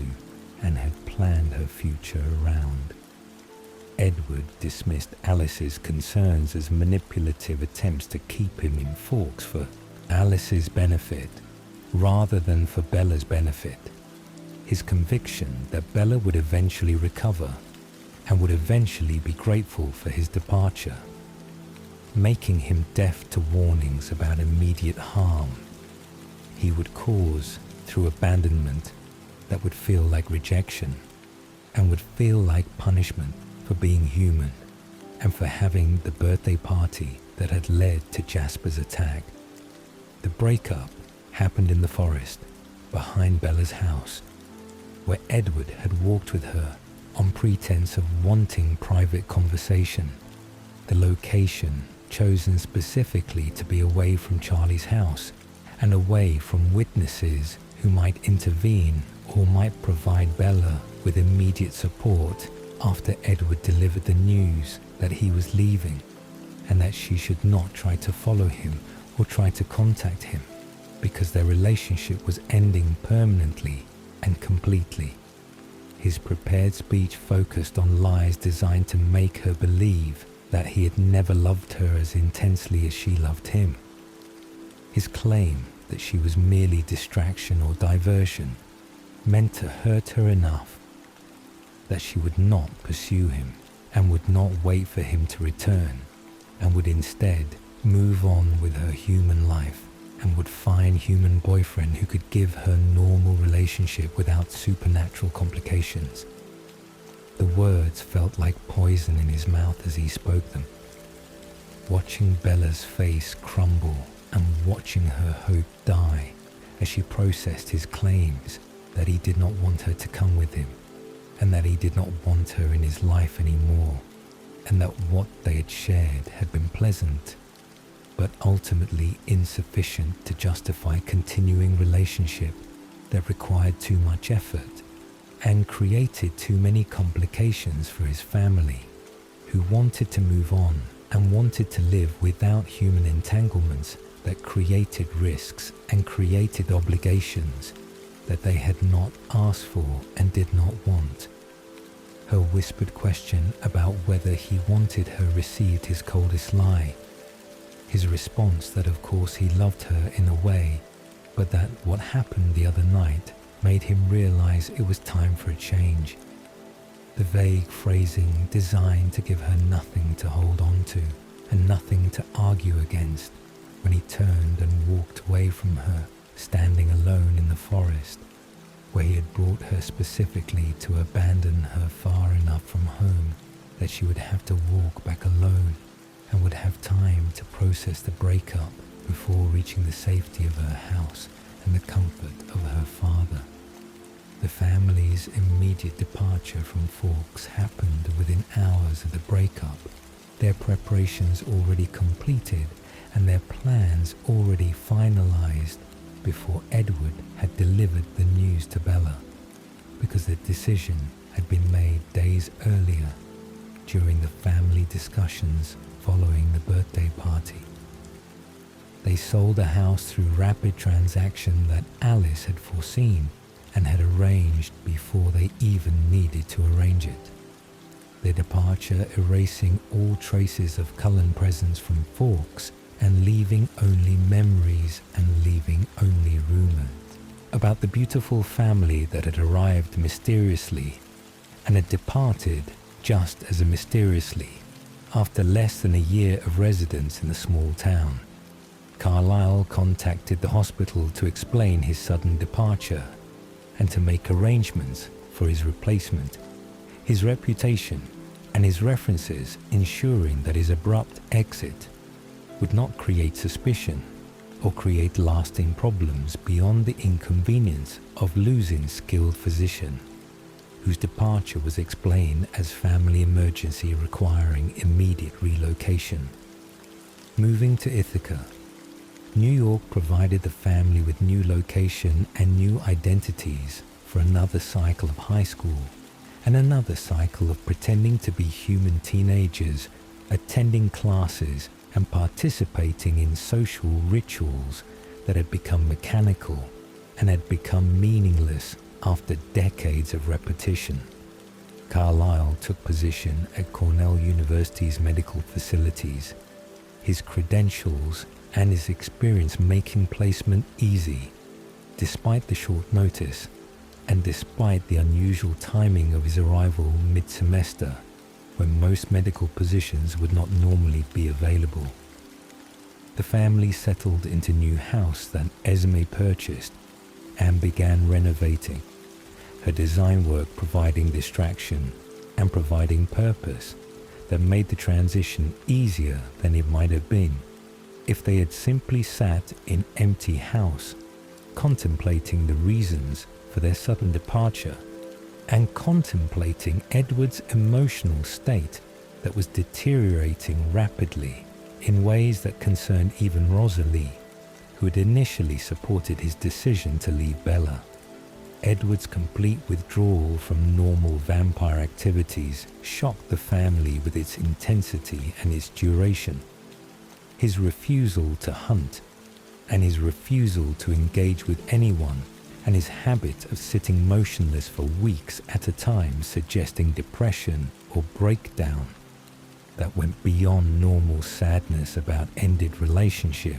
and that suggested fundamental crisis about his existence and his choices and his ability to continue functioning as vampire who had responsibilities to family and had obligations beyond simply wallowing in misery about the human girl he had chosen to abandon for her own safety. He sat in his room staring at nothing while his body slowly weakened from lack of blood, his eyes going black and his skin going grey in ways that indicated severe depletion that would require intervention if it continued much longer without him resuming hunting or resuming basic self-care that vampire existence required, even if that existence felt meaningless without Bella. The extent of his depression manifested in his complete silence, his refusal to speak or to respond to family members who tried to engage him or tried to comfort him, making Esme particularly distressed because her maternal instincts made watching Edward suffer feel unbearable and feel like failure of her role as mother, who should be able to help her children through emotional crises, but who had no tools or strategies for reaching Edward when he had withdrawn so completely into himself that even telepathy could not have reached him if someone possessed Edward's gift directed toward him. His mind replayed every memory of Bella with perfect vampire recall, the images and sensations and conversations cycling endlessly through his consciousness while he sat frozen in his room, refusing to acknowledge that time was passing, or that his family was worried, or that his behavior was becoming dangerous to his own survival, as well as being distressing to everyone who cared about him. Alice's visions were blocked whenever they involved Bella, the precognition showing nothing but darkness when Alice tried to see Bella's future, or tried to confirm whether Edward's departure had actually improved Bella's situation the way Edward had convinced himself it would, despite all evidence suggesting that abandonment had damaged her rather than helped her. The blocking happened whenever Bella spent time with Jacob Black, whose werewolf nature interfered with Alice's gift and created blind spots in her visions that made tracking Bella's well-being impossible and made confirming whether she was even alive impossible through precognitive means that normally would have shown Alice whether Bella had survived the abandonment or whether Edward's departure had created circumstances that led to Bella's death through depression or through accident or through simple bad luck that Edward's protection had previously prevented. Edward's panic about Bella potentially being dead emerged from Alice's inability to see her. His assumption that the darkness in Alice's visions meant death rather than meaning werewolf interference, creating terror that made his depression even worse and made his withdrawal even more complete. As he contemplated that his attempt to save Bella by leaving her might have resulted in her death anyway through mechanisms he had not anticipated and through consequences of abandonment that he had not adequately considered when making his decision to leave. The irony of potentially causing the outcome he had been trying to prevent through his departure made his guilt unbearable and made his existence feel like punishment that he deserved for his selfishness and for his cowardice in not simply transforming Bella when she had asked for transformation rather than forcing her to remain human in a world that had become dangerous and had become unbearable once Edward had removed himself from her life. March of 2006 brought Alice's sudden vision of Bella jumping off a cliff into the ocean below. The precognitive image showing Bella's body falling through the air and disappearing into the churning water that Alice's gift could not see past, because the vision ended with Bella's impact with the water and did not continue to show whether Bella survived or whether Bella drowned beneath the waves that swallowed her completely. Alice's immediate assumption was death, the vision's abrupt ending suggesting that Bella's future had terminated at the moment of impact or at the moment of drowning beneath the surface, where Alice's precognition could not follow, and where the logical conclusion was that Bella had committed suicide through jumping from the cliff, in desperate act that ended her life and ended her suffering from the depression that Edward's abandonment had apparently created, despite his conviction that leaving her would allow her to heal and would allow her to move on to normal human life without vampire complications. The vision came during ordinary afternoon in Ithaca, when Alice was attending classes at the high school, and when nothing had suggested that this particular day would bring news that would shatter what remained of Edward's fragile emotional stability. Her gasp and her sudden stillness in the middle of trigonometry class drawing attention from teacher and from classmates who had learned over the months since the Cullens' arrival that Alice sometimes had episodes or had moments where she seemed to be elsewhere mentally, even though her body remained seated at her desk, pretending to pay attention to mathematical concepts that she had mastered decades ago. She left school immediately without explanation and without waiting for dismissal. Her drive home urgent and her mind already planning the trip to Forks to verify what her vision had shown and to attend whatever funeral services Charlie would arrange for his daughter, whose death would devastate him and would devastate the small community that had embraced Bella during her brief residence in the town that Edward had brought her to, and had subsequently abandoned her in when he had decided that leaving was the only way to protect her from dangers that his presence created. Alice's decision to go to Forks to verify Bella's death and to pay respects represented both genuine grief about losing the human girl who had become friend and sister, and represented practical assessment that someone from the family should attend to show respect and to gather information about the circumstances of Bella's death that might reveal whether Edward's departure had directly caused her suicide or whether other factors had contributed to her decision to jump from the cliff into the ocean that had claimed her life. The drive from Ithaca to Forks consumed days that Alice spent in turmoil about how to tell Edward that Bella was dead and how to manage his response that would certainly involve complete breakdown and would possibly involve suicidal ideation or suicidal actions that vampires could pursue through limited means, given that vampire bodies resisted most forms of self-destruction and required either sunlight exposure or provocation of other vampires strong enough to successfully dismember and burn the vampire who wanted to die but who could not accomplish death alone. Edward's reaction to the news of Bella's death happened before Alice could deliver the information directly. His eavesdropping on Alice's thoughts during her drive back to Ithaca to inform the family, revealing the vision and revealing Alice's conclusion that Bella had drowned, and revealing Alice's plans to attend funeral that would happen within days once Charlie had recovered Bella's body from the ocean and had made arrangements for burial. The complete shutdown of Edward's consciousness happened immediately upon understanding that Bella was dead, his mind going blank in ways that terrified Alice when she arrived home to find him sitting motionless with expression that suggested he had left his body or had retreated into internal spaces where reality could not reach him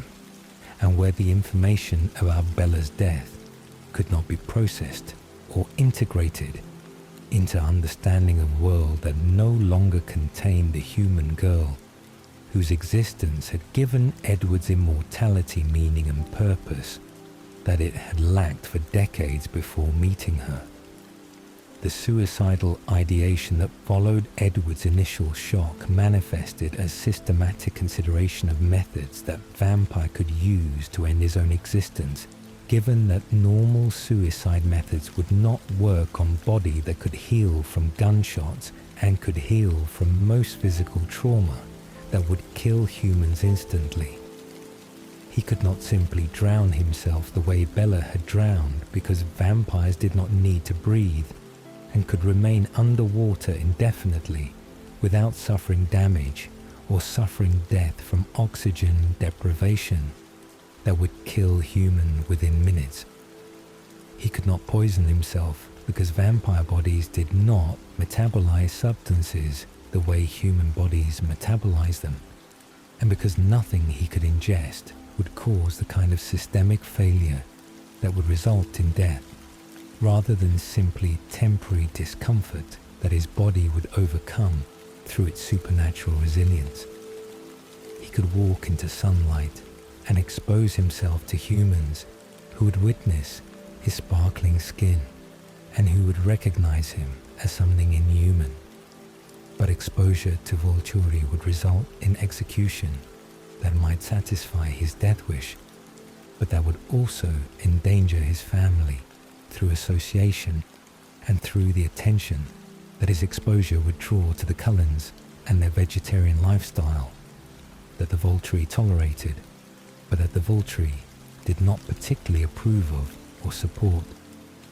The plan to go to Volterra and to provoke the Volturi into executing him emerged as the most reliable method of achieving death that Edward desired,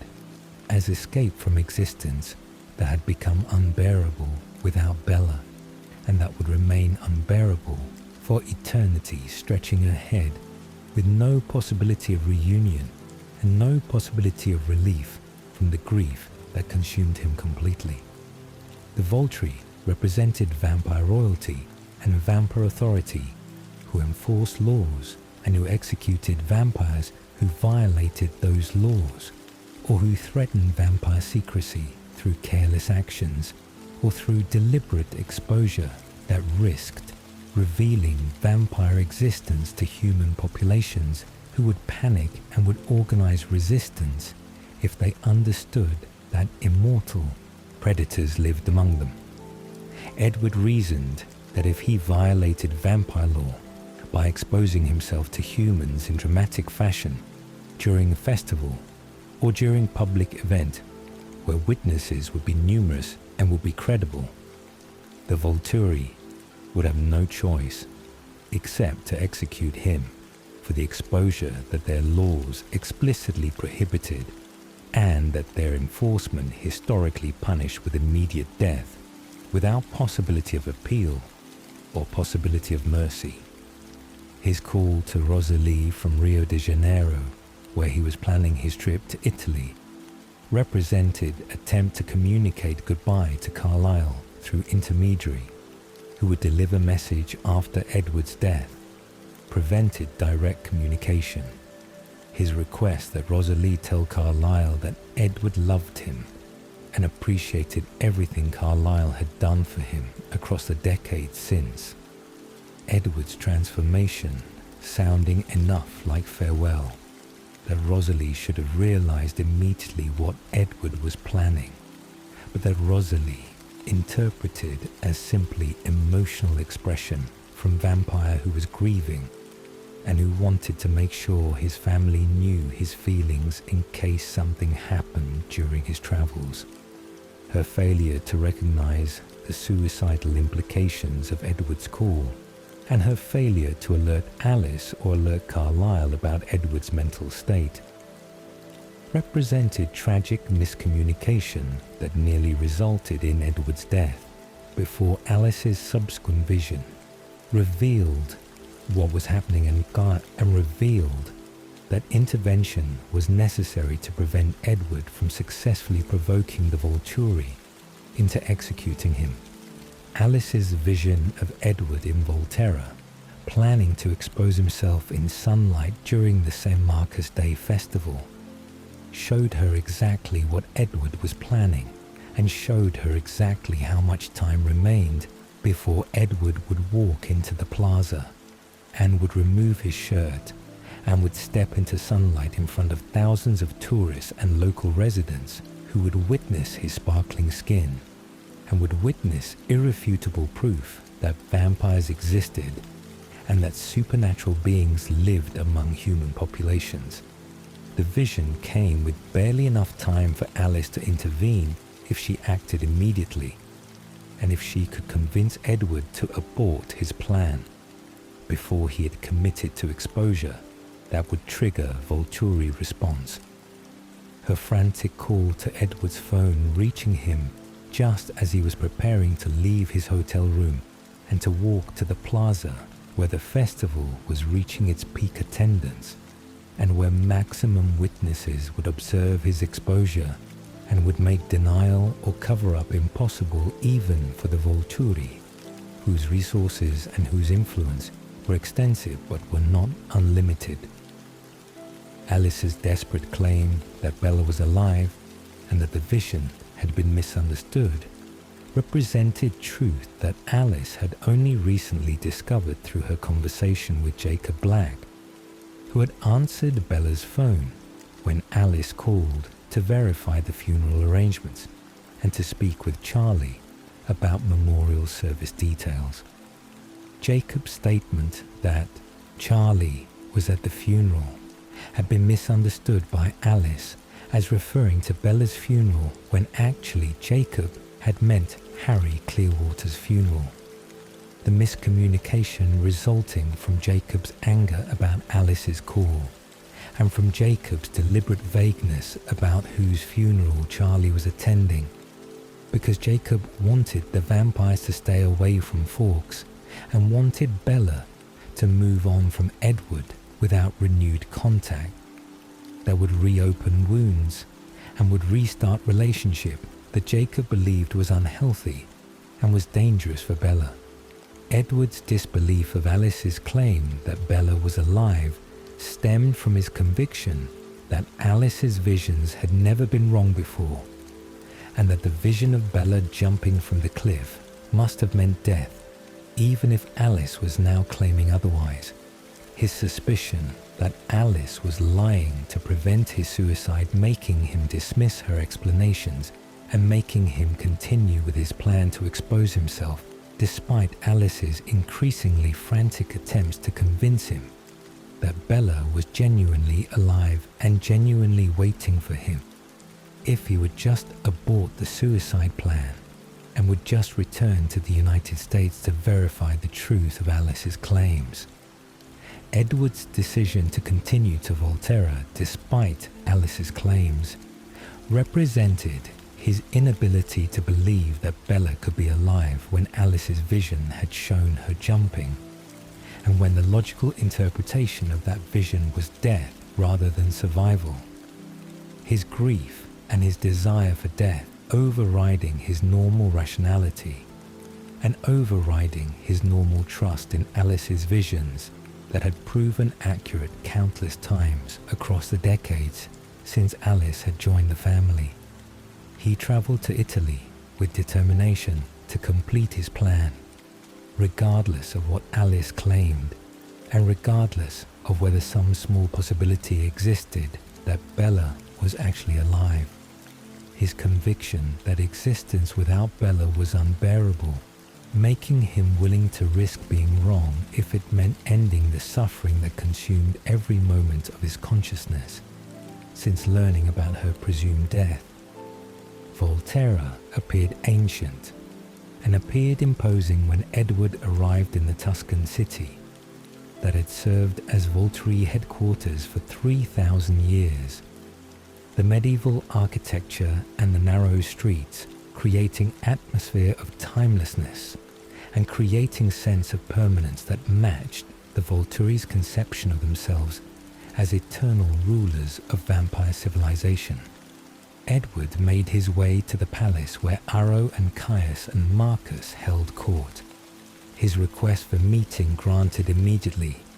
because the Volturi always received visitors who came seeking their judgment or seeking their favor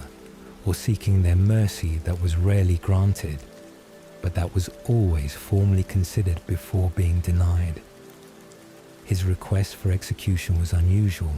but was not unprecedented. Vampires occasionally seeking death through Volturi intervention when other methods proved unavailable or proved too difficult to accomplish alone. Aro's curiosity about why Carlyle's talented son would be seeking death making him agree to the meeting and making him agree to hear Edward's request, even though the outcome was already determined by Aro's interest in Edward's gift, and by Aro's long-standing desire to add Edward to the Volturi Guard, whereas telepathy would complement Aro's own gift, and would provide redundancy,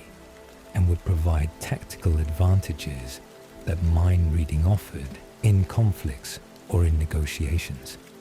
The meeting with Aro and Marcus and Caius in the throne room was brief and was unsatisfying for Edward, who had expected either immediate execution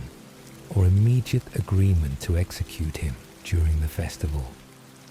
Aro's fascination with Edward's mind when touching Edward's hand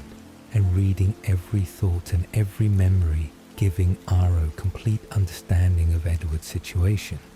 and complete understanding of why Edward was seeking death, but not giving Aro any inclination to grant the request, when Edward was valuable, and when Edward's death would waste gift that Aro had coveted since Carlyle had first told him about his talented son decades ago. Aro's refusal to execute Edward and Aro's suggestion that Edward should reconsider his request and should return to his family represented diplomatic rejection that left Edward with no option except to pursue his backup plan of exposing himself in sunlight during the festival, where thousands of witnesses would force Aro's hand and would make execution necessary to maintain vampire secrecy that the Volturi's laws existed to protect. Edward's walk toward the plaza and toward the sunlight happened with deliberate slowness as he unbuttoned his shirt and prepared to step from the shadows of the alley into the bright sunlight of the festival, where tourists crowded the square celebrating St. Marcus Day with pageantry and with historical reenactments that ironically celebrated the city's supposed protection from vampire attacks centuries ago, when in reality, vampires had ruled the city continuously since before the Christian era. His plan to expose himself in front of maximum witnesses would force the Volturi to execute him publicly, or would force them to kill all the witnesses and to execute him privately, either outcome resulting in Edward's death that he desired as release from existence that had lost all meaning and all purpose when Bella had died, or when Edward believed Bella had died, based on Alice's vision and based on the reasonable interpretation that jumping from cliff meant suicide, meant death. Bella's arrival in the plaza happened seconds before Edward would have stepped into sunlight. Her running through the crowd and her throwing herself in front of him, physically blocking his path to the sunlight and physically preventing his exposure, creating confusion and creating hope and creating terror, all simultaneously as Edward processed that Bella was alive and was here and was real, rather than being hallucination or ghost or cruel trick that his grieving mind had created. The moment of reunion was suspended outside time as Edward stared at Bella, trying to understand how she could be alive when Alice's vision had shown her jumping, and when logic had suggested she was dead. His whispered acknowledgement that she was here, meeting her breathless confirmation that she was present and was real, and was preventing his suicide through her physical presence, that made continued exposure impossible without exposing her as well to the danger of Volturi attention and Volturi judgment about why human girl knew about vampires and knew enough to travel to Italy to prevent vampire suicide. The Volturi guards' retrieval of Edward and Bella from the plaza happened quickly and happened efficiently as Jane and Alec and Dimitri and Felix emerged from the shadows and escorted them back to the palace,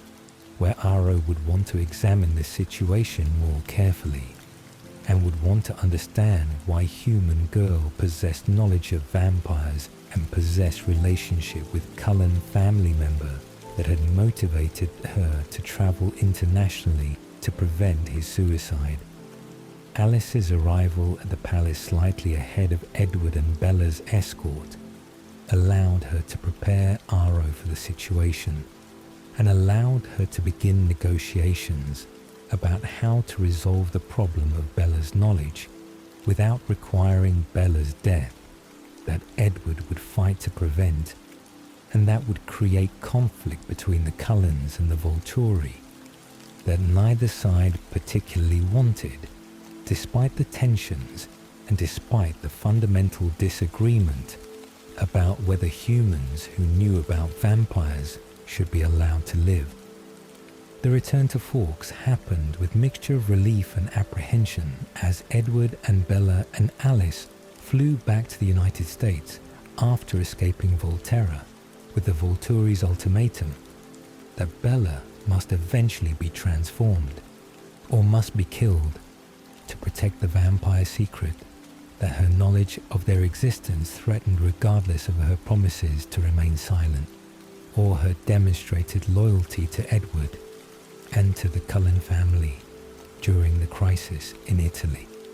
Edward's relief at having Bella alive and having her safe overwhelmed his previous conviction that staying away from her was the right choice, or was the protective choice. His months of suffering during their separation having taught him that leaving her did not actually protect her from danger and did not actually improve her life in ways that justified the pain that abandonment had caused both of them. The flight home provided hours of forced proximity where Edward and Bella could begin processing what had happened and could begin rebuilding the relationship that Edward's departure had damaged in ways that would require time and trust to repair fully. The apologies that Edward offered during the flight and during the subsequent days after their return to Forks were comprehensive and were sincere in ways that surprised Bella, who had expected anger or resentment about her cliff jumping and about her reckless behavior that had inadvertently led to the Italy crisis through the misunderstanding about whether she had died or had survived. Edward's acknowledgement of his mistake in leaving her and his acknowledgement that his attempt to protect her had actually endangered her and had actually caused the suffering he had been trying to prevent represented growth and represented humility that his century of existence had not previously taught him, because his experiences before Bella had not included loving someone enough that their pain became more important than his own judgments about what was best for them. His realization that Bella's choices about her own life deserved respect, even when those choices involved risk or involved accepting dangers that Edward would prefer to shield her from Mark's shift in his understanding of their relationship, and Mark's shift in his willingness to accept that Bella was autonomous, being whose agency mattered as much as Edward's protective instincts mattered. The metaphor he offered about his life before Bella being like moonless night, and about Bella shooting across his sky like meteor, captured the transformation she had brought to his existence, and captured the impossibility of returning to the darkness once he had experienced the light she represented. The poetic expression was genuine rather than manipulative. Edward's tendency toward romantic language emerging from his 1918 upbringing, when eloquent expression was valued, and when declarations of love required more than simple statements of feeling, but required demonstration of that feeling through carefully chosen words that conveyed depth and conveyed commitment beyond what casual modern language typically achieved. Bella's acceptance of his apology and her willingness to rebuild their relationship despite the pain he'd caused represented either remarkable forgiveness or remarkable foolishness, depending on perspective. Her love for Edward apparently sufficient to override reasonable caution about whether he would abandon her again when circumstances made staying seem too dangerous or too complicated. The new terms of their relationship reflected Edward's acceptance that Bella would eventually be transformed despite his previous absolute opposition to the idea. His experience in Volterra, having taught him that the Volturi's ultimatum left no alternative except transformation or death, and that choosing Bella's death to preserve her humanity represented insanity rather than protection, given that Bella herself wanted transformation and wanted immortality with Edward even at cost of her human experiences and her human future. Edward's conditions for agreeing to transformation represented his attempt to give Bella human experiences before she became vampire, his insistence on marriage before transformation emerging from his old-fashioned values and his 1918 upbringing that viewed marriage as necessary precursor to intimacy and as necessary foundation for the kind of permanent commitment that transformation would create between them. His proposal that they marry before he transformed her surprised Bella, whose modern sensibilities made marriage seem unnecessary or seem like outdated institution that contemporary couples could forego without social consequences or without moral implications that Edward's generation had associated with unmarried cohabitation or unmarried intimacy. Bella's resistance to marriage stemmed partly from her parents' failed marriage that had shaped her understanding of matrimony as institution that often ended in divorce and often caused more pain than it prevented, her observation of Charlie and Renee's incompatibility and their subsequent decades of living separately having taught her that marriage promises were easily broken and that legal contracts did not ensure emotional commitment or ensure lasting happiness. Edward's perspective on marriage came from entirely different cultural context, where divorce was scandalous and where marriage represented sacred commitment that couples entered with expectation of permanence, rather than with backup plans for dissolution if relationship proved unsatisfying. The negotiation between their different values and their different cultural backgrounds regarding marriage represented broader negotiation about how vampire and human would merge their lives when vampire carried values from early 20th century and human carried values from early 21st century that differed fundamentally about gender roles and about institutional commitments and about whether traditions mattered or whether modern pragmatism should govern their choices. Spring of 2006 brought comfortable period in their renewed relationship as they settled into routines that felt sustainable and felt manageable, despite the underlying knowledge that transformation loomed in their future, and that the human phase of their relationship had defined endpoint. Whether that endpoint came through Edward's transformation of Bella, or through some other family member performing transformation, if Edward continued to resist despite his agreement in principle, that transformation was inevitable. Edward's nightly presence in Bella's room, watching her sleep and talking with her until dawn, resumed as though the separation had never happened.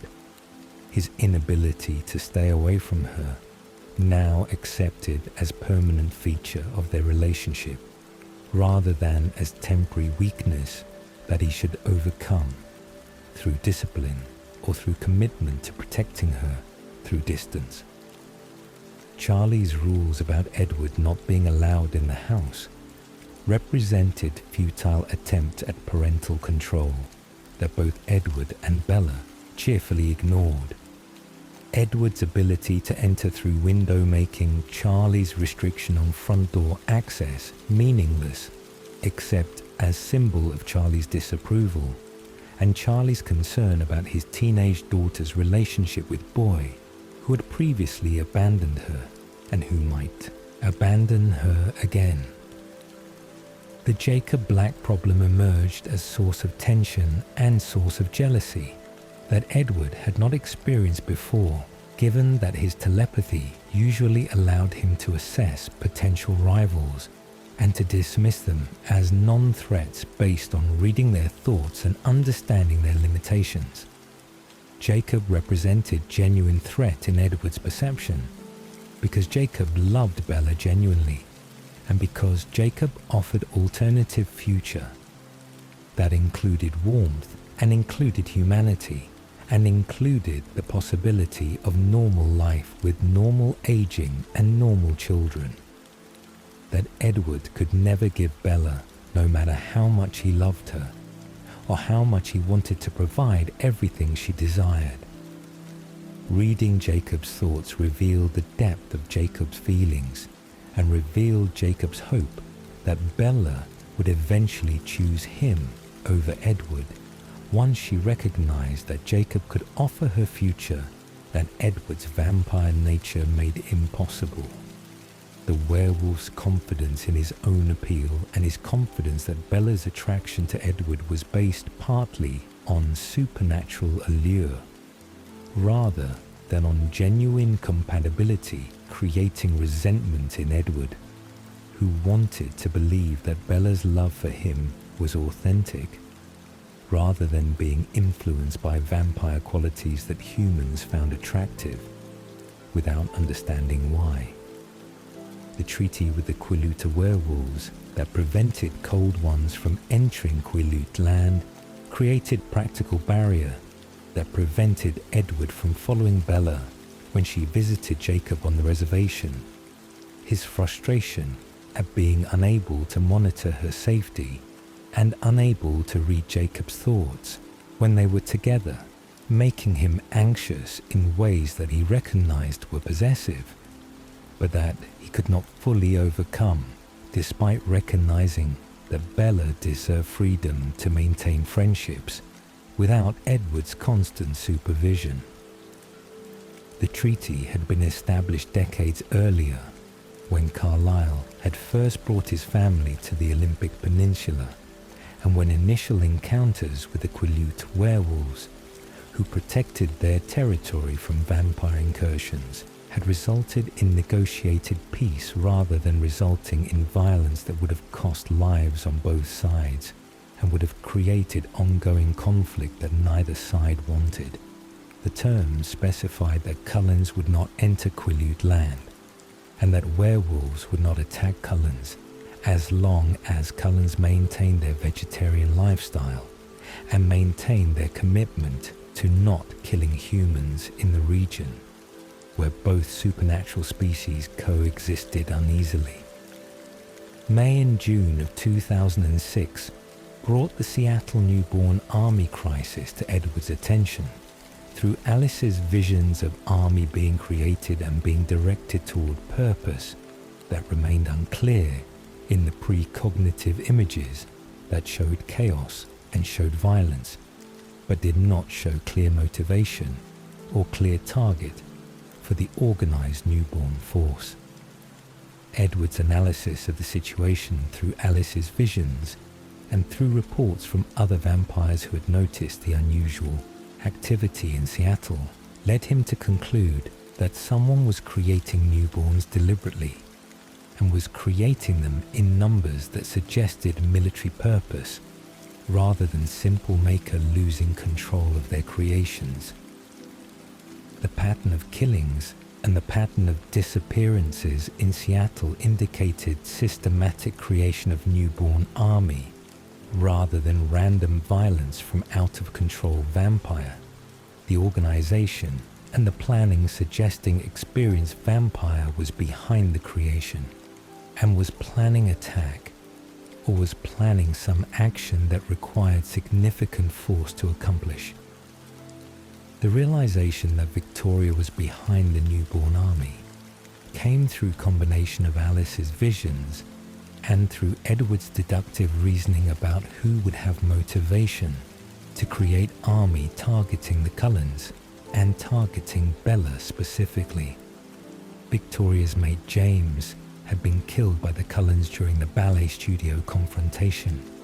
Her loss of James creating revenge motivation that vampire culture and vampire psychology made powerful and made consuming in ways that would justify years of planning and would justify the resource investment required to create and maintain newborn army of the size that Seattle killings suggested.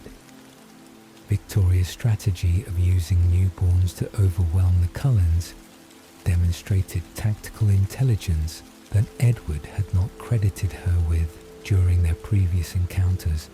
Her ability to stay hidden from Alice's visions through constantly changing her decisions, making her difficult to track and difficult to predict in ways that made planning defense against her attack complicated and uncertain. Edward's alliance with Jacob's werewolf pack against common enemy represented unprecedented cooperation between species that had historically been enemies and that had maintained tense peace through treaty that both sides respected out of pragmatic recognition that warfare would cost more than peace cost. The training sessions where Jasper taught the werewolves how to fight newborn vampires using techniques he had learned during the Southern Vampire Wars created strange scene of traditional enemies working together against greater threat. Edward's ability to hear the wolves' pack mind during training, giving him insight into their unified consciousness and their coordinated fighting style that made them formidable despite their youth and their relative inexperience compared to vampires who had centuries of combat practice. The wolves' pack mind was revelation to Edward, whose telepathy had never encountered consciousness that operated collectively rather than individually. The shared thoughts and shared perceptions creating single distributed intelligence that functioned more like insect colony than like group of individuals cooperating toward common purpose. The camping trip strategy for protecting Bella during the battle involved taking her away from the fight and hiding her scent to prevent Victoria from tracking her directly. The plan requiring Edward to miss the battle to serve as Bella's personal guard, while his family and the werewolf pack dealt with the newborn army that Alice's vision showed would arrive seeking Bella specifically, rather than seeking general confrontation with the Cullens. Jacob's voluntary presence guarding Bella with Edward created an uncomfortable situation where love triangle reached its peak. Tension with Bella trapped between two supernatural beings who loved her and who both wanted her to choose them exclusively, while eliminating the rival from her life completely. The tent scene, where Blizzard forced all three to share small space, became crucible for their competing claims and competing visions of Bella's future. Edward hearing Jacob's thoughts, while Jacob heard Edward's spoken words, and while Bella froze between them, trying to manage both relationships without destroying either through clumsy navigation of impossible emotional situation. Edward's proposal to Bella happened during the tent scene when desperation and jealousy and fear of losing her to Jacob made him offer her everything she had asked for, including agreement to transform her himself if she would marry him first, and would give him the reassurance that legal and social commitment would provide, even though vampire mating bonds did not require human marriage ceremonies to be permanent or to be binding. Bella's acceptance of the proposal represented victory for Edward's patience and represented Bella's recognition that marriage to Edward was a small price to pay for immortality with him, and for the future they would build together across centuries that stretched ahead. One's transformation made her his equal rather than his fragile human girlfriend, whose mortality created constant anxiety and constant awareness that their time together was limited unless transformation happened before accident or illness or violence claimed her life. The battle against Victoria's newborn army happened without Edward's participation,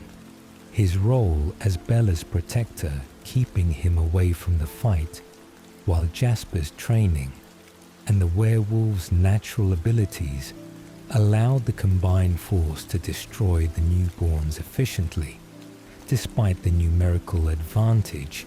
that Victoria had created through months of systematic transformations in Seattle. Edward heard the battle through Alice's thoughts and through the pack mind that remained accessible even at distance.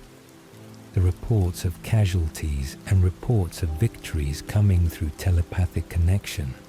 that made Edward's absence from the fight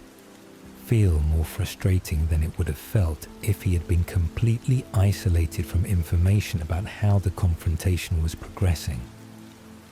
Seth Clearwater's presence with Edward and Bella provided additional protection and provided connection to the pack mind that allowed Edward to monitor the battle while simultaneously watching for Victoria's approach.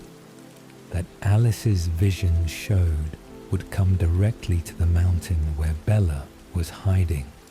rather than joining the main battle where Victoria would be outnumbered and outmatched. Victoria's arrival with Riley Beers as backup represented final confrontation between Edward and the vampire who blamed him for James's death and who had spent years planning revenge that involved killing Bella to make Edward suffer the way Victoria had suffered after losing her mate. Edward's destruction of Victoria with Seth's assistance eliminated the threat permanently and eliminated the revenge motivation that had driven Victoria's creation of newborn army and Victoria's systematic planning of attack that had consumed her existence since James's death. The battle ended with Cullen's victorious and with newborn army destroyed, but the Volturi's arrival immediately afterward to check on the situation created new tension as Aro's representatives assessed whether the Cullens had violated any laws in creating the conflict or in destroying the newborns who had threatened to expose vampire existence through their careless killing spree in Seattle that had drawn human attention and had drawn media coverage that made vampire involvement difficult to conceal completely. Summer of 2006 brought wedding planning that Alice orchestrated with enthusiasm that overwhelmed Bella, and that reflected Alice's genuine joy at finally having occasion to plan elaborate celebration that her precognitive gift made uniquely suited for, given that she could foresee problems before they occurred and could adjust plans to avoid disasters that normal wedding planners would not anticipate until too late to prevent. Edward's excitement about marrying Bella represented triumph of his old-fashioned values and represented fulfillment of courtship that had followed none of the conventional patterns he had learned during his human life in 1918, Chicago, but that had arrived eventually at the traditional destination of marriage that Edward's upbringing insisted should precede the intimacy and the permanent commitment that transformation would create between them. His joy at Bella's acceptance of his proposal and his joy at her willingness to participate in wedding ceremony despite her modern resistance to the institution of marriage made the planning period pleasant for Edward, even when Alice's excessive attention to details and Alice's insistence on perfection in every aspect of the ceremony made Bella anxious about being center of attention during event that would be witnessed by both human and vampire guests, whose combined presence would require careful management to maintain the secrecy about vampire nature that most human attendees would need to remain ignorant about. The dress that Alice selected for Bella was both beautiful and traditional in ways that reflected Alice's vision of perfect wedding, rather than necessarily reflecting Bella's personal style preferences. The design incorporating elements that would photograph well and that would satisfy both Alice's aesthetic standards and the expectations of human guests who would judge the wedding based on conventional standards of formal elegance and appropriate bridal presentation. Edward's involvement in the planning was minimal beyond his insistence on certain musical selections and his insistence on guest lists that included both human friends from Fawkes and vampire friends from the various covens that Carlisle had maintained relationships with across his centuries of existence. The combination of human and vampire guests creating potential for disaster if any vampire lost control, or if any human guest became too observant about the peculiarities of the Cullen family and their associates whose beauty and whose strange behaviors might trigger questions that would be difficult to answer without revealing truths that needed to remain hidden. Alice's management of every detail, from flowers to seating arrangements to timing of various ceremony elements, demonstrated both her organizational genius and her slightly obsessive need to control situations that her visions showed could be perfect if only everyone followed her instructions precisely, and if only circumstances cooperated with her carefully constructed plans. Bella's surrender to Alice's vision rather than fighting for her own preferences represented pragmatic recognition that resisting Alice would be futile and would create stress that was unnecessary when the ultimate goal was marriage to Edward,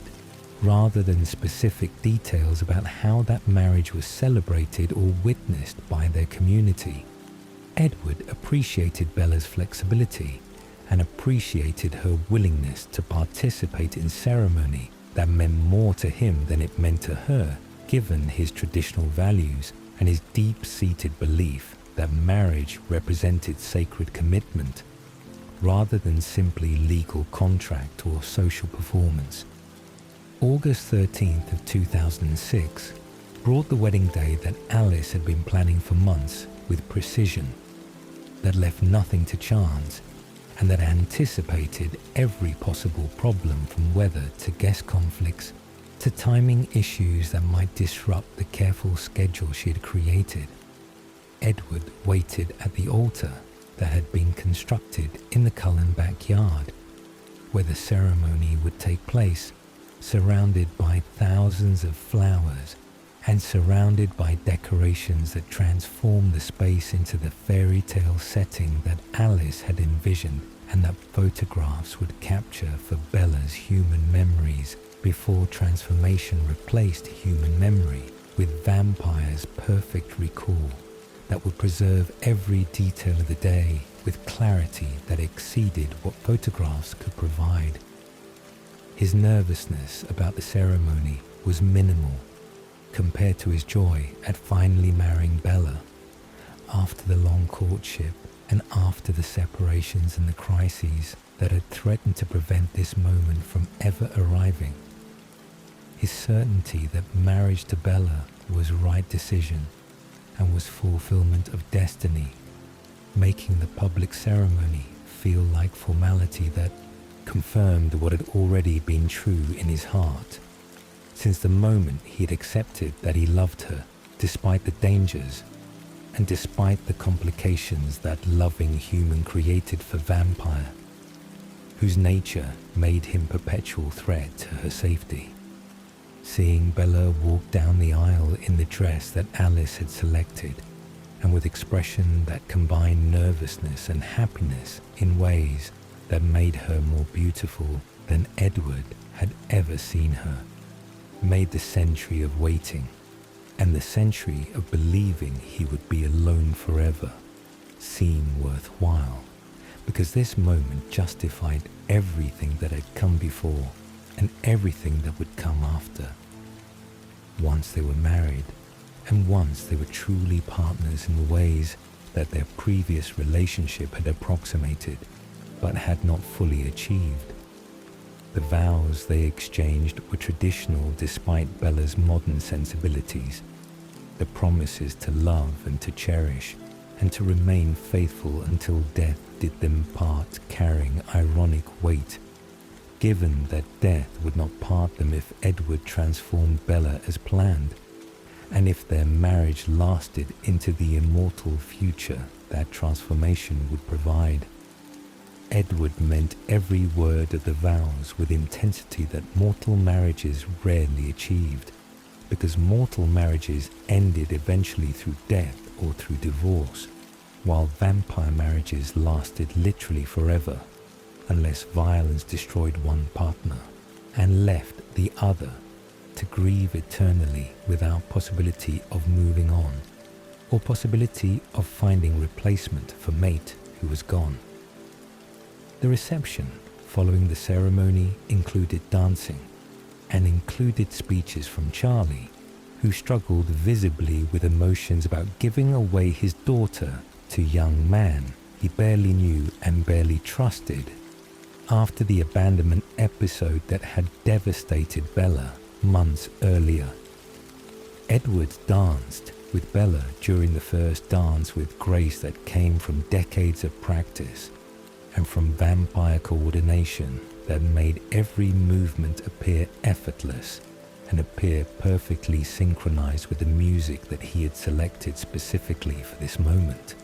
The family's happiness at the wedding was genuine, despite Rosalie's lingering reservations about Bella joining their vampire existence,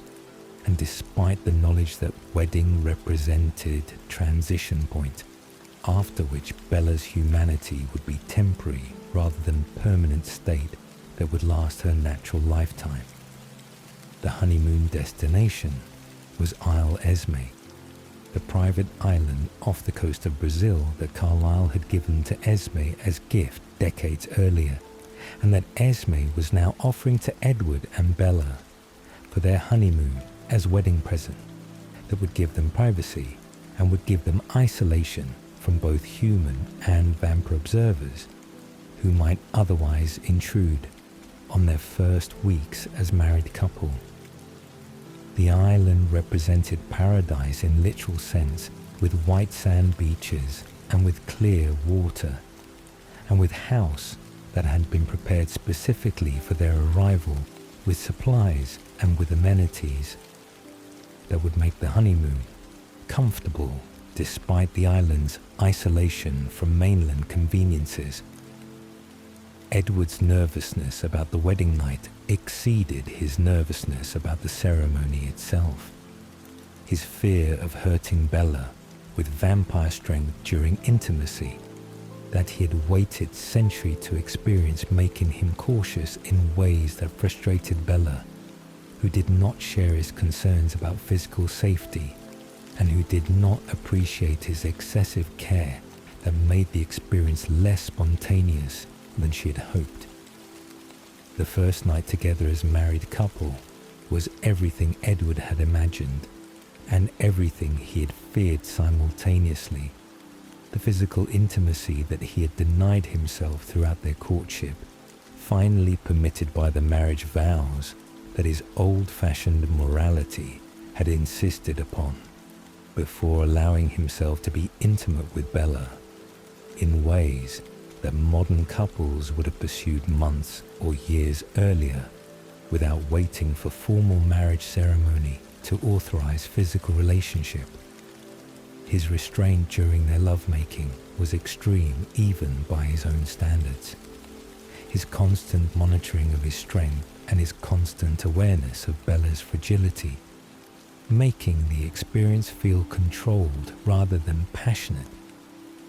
in ways that Edward regretted,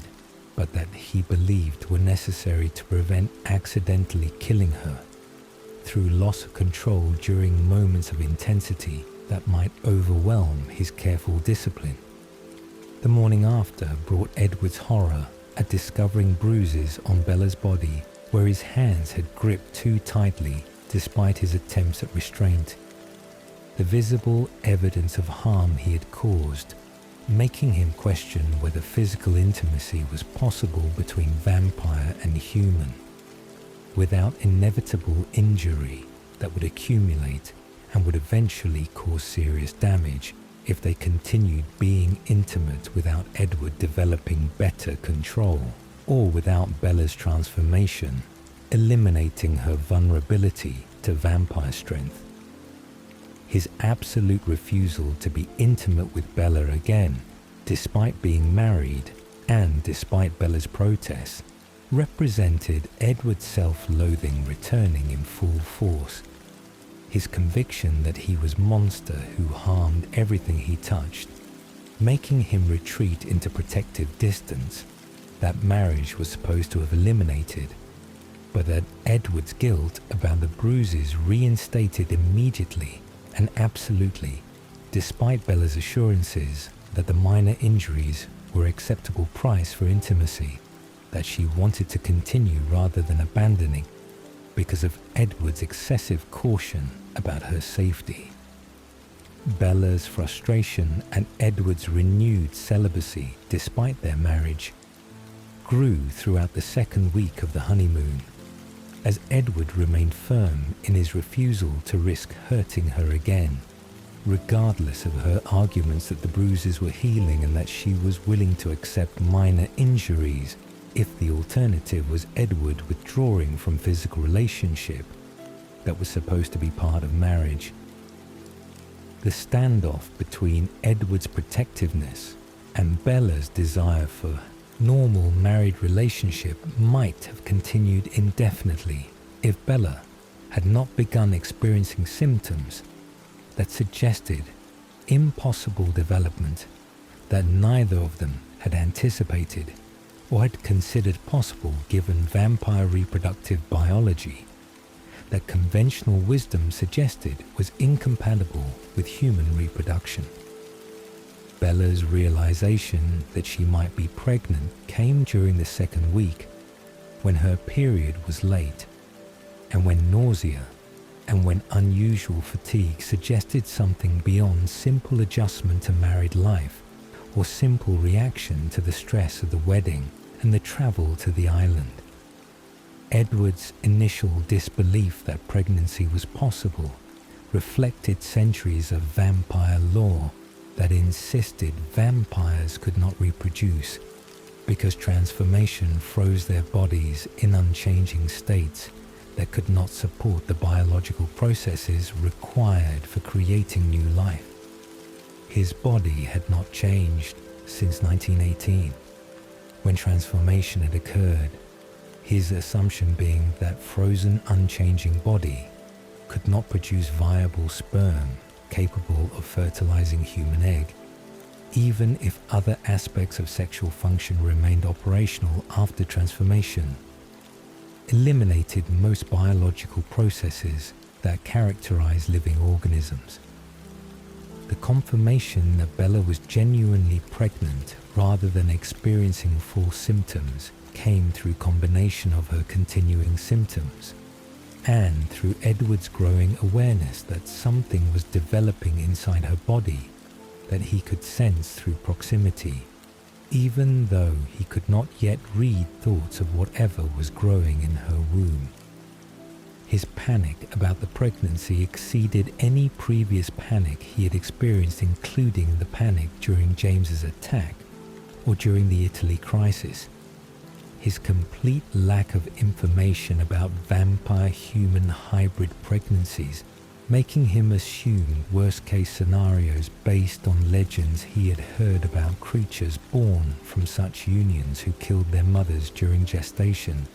or during birth through their supernatural strength and their supernatural development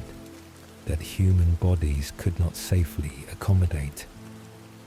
Edward's immediate demand that Bella terminate the pregnancy represented his terror at losing her and his conviction based on limited information that continuing the pregnancy would definitely kill her through complications that human medicine could not address, and that vampire knowledge about hybrid pregnancies was insufficient to prevent.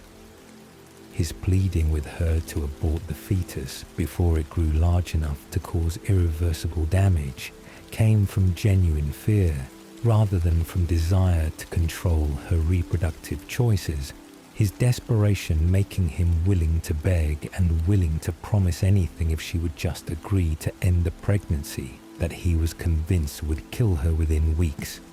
if allowed to continue to term or to whatever constituted term for hybrid pregnancy that might develop faster or slower than normal human pregnancy, depending on the supernatural aspect of fetal development. Bella's absolute refusal to terminate the pregnancy regardless of risks surprised Edward with its intensity and surprised him with her immediate maternal attachment to the fetus that she already considered her baby, despite medical evidence being unclear about whether the fetus was viable or whether the pregnancy was sustainable without killing Bella through hemorrhage or through the fetus literally breaking through her body from inside as it grew larger and stronger than human womb could safely contain. Her willingness to die for the baby that she had not planned and had not expected represented the maternal instinct that Edward understood intellectually but could not accept emotionally, when acceptance meant watching Bella die for fetus whose viability was uncertain and whose birth might result in both Bella's death and the baby's death, leaving Edward with nothing except grief and guilt about having caused the pregnancy through his decision to be intimate with Bella, despite not knowing whether vampire human reproduction was possible. The rush back to Fawkes from Isle Esme happened with urgency that reflected Edward's assessment that Bella needed Carlisle's medical expertise immediately if there was any chance of saving her life, whether through abortion, that she refused, or through managing the pregnancy to maximize her chances of survival, even though survival seemed increasingly unlikely as the fetal growth accelerated beyond normal human rates. The flight from Brazil to Washington took hours, during which Edward could do nothing except watch Bella's condition deteriorate as the fetus drained her strength and drained her resources in ways that made her appear ill and made her appear dangerously fragile even by human standards that Edward had always considered fragile, but that now seemed especially inadequate for supporting supernatural pregnancy. The family's division over how to handle Bella's pregnancy created conflict that threatened to fracture the Cullen unity. Rosalie's unexpected alliance with Bella in protecting the baby against Edward's wishes, representing reversal of Rosalie's previous hostility toward Bella, and representing Rosalie's own desperate desire for the motherhood that transformation had made impossible for her. Edward's begging for abortion met Rosalie's absolute refusal to allow termination of pregnancy that represented precious opportunity for baby to exist, even if that baby was not Rosalie's own child. Her protection of Bella and the fetus against Edward and against other family members who supported abortion, creating a strange situation where Rosalie became Bella's defender and became obstacle to Edward's attempts to save Bella's life through ending pregnancy that was clearly killing her. Edward's discovery that he could read the fetus's thoughts represented both relief and complication. His telepathic access to whatever consciousness existed inside Bella's womb, showing him that the baby was aware and was thinking and was loving Bella in ways that made the fetus seem like person rather than like simple collection of cells that could be aborted without moral implications. The thoughts he read from his unborn daughter showed primitive but genuine awareness and showed feelings that included love for Bella and remorse about the pain the rapid growth was causing. The baby's apparent inability to control her development, making the damage she was inflicting unintentional rather than malicious, and making Edward's position about abortion more complicated. When he could hear his daughter's thoughts and could understand that she did not want to hurt Bella, but could not stop the biological processes that were breaking Bella's body from inside. Bella's awakening as vampire on September 13th of 2006 happened 3 days after her transformation began during the emergency that had nearly killed her, and that had required Edward's desperate injection of venom directly into her heart to save her life after Renesmee's birth, had broken Bella's spine and had caused massive internal bleeding that would have killed her within minutes without vampire intervention. Edward's first sight of Bella with red eyes shocked him, despite knowing intellectually that newborn vampires always had red eyes from the human blood remaining in their system after transformation. The visual evidence of her change making real what had been abstract during the 3 days of her transformation, when her screaming and her agony had made Edward question whether saving her through transformation was mercy, or was simply prolonging her suffering into eternal existence. Her extraordinary control as newborn vampire surprised everyone, including Carlyle, who had never witnessed newborn with ability to resist human blood on first exposure. Bella's natural shield apparently protecting her from the overwhelming thirst that typically characterized first year of vampire existence, and that made newborns dangerous to everyone around them. Edward's fascination with finally having Bella as equal rather than as fragile human, who required constant protection mixed with his frustration, that her mind remained closed to his telepathy even after transformation. The shield that had protected her thoughts during her human life apparently strengthening rather than disappearing with her change to vampire. December of 2006 brought Irina's sighting of Renesmee during hunting trip near Forks. Her observation of Renesmee playing in snow with Bella and Jacob triggering her assumption that the Cullens had created immortal child in violation of vampire law that prohibited transformation of human children, whose inability to control their strength made them dangerous to vampire secrecy. The mistake was understandable given that hybrid children had never been documented in vampire history, and given that Renesmee's physical appearance suggested child of perhaps 3 or 4 years old, despite being only months old chronologically. The Volturi's decision to come to Forks to deal with the presumed immortal child represented both genuine concern about law violation and represented Aro's opportunistic use of the accusation as excuse to finally acquire Alice and Edward, whose gifts he had coveted since learning of their existence decades earlier. Edward's terror at the Volturi's approach came from understanding through Alice's visions that Aro intended to use the confrontation to force the Cullens to surrender Alice and Edward to the Volturi Guard, or to face destruction if they refused. December 31st of 2006 brought the confrontation in the snowy field, where the Cullens and their witnesses faced the Volturi and their entire guard in standoff that could have resulted in battle that would have killed vampires on both sides. Bella's shield protecting everyone from Jane's pain illusion and from Alec's sensory deprivation represented decisive advantage that prevented the Volturi from using their most effective weapons. Alice's vision showing Aro the future where battle resulted in multiple Volturi deaths convinced Aro that attacking was not worth the cost. The strategic calculation leading to the Volturi's retreat without violence.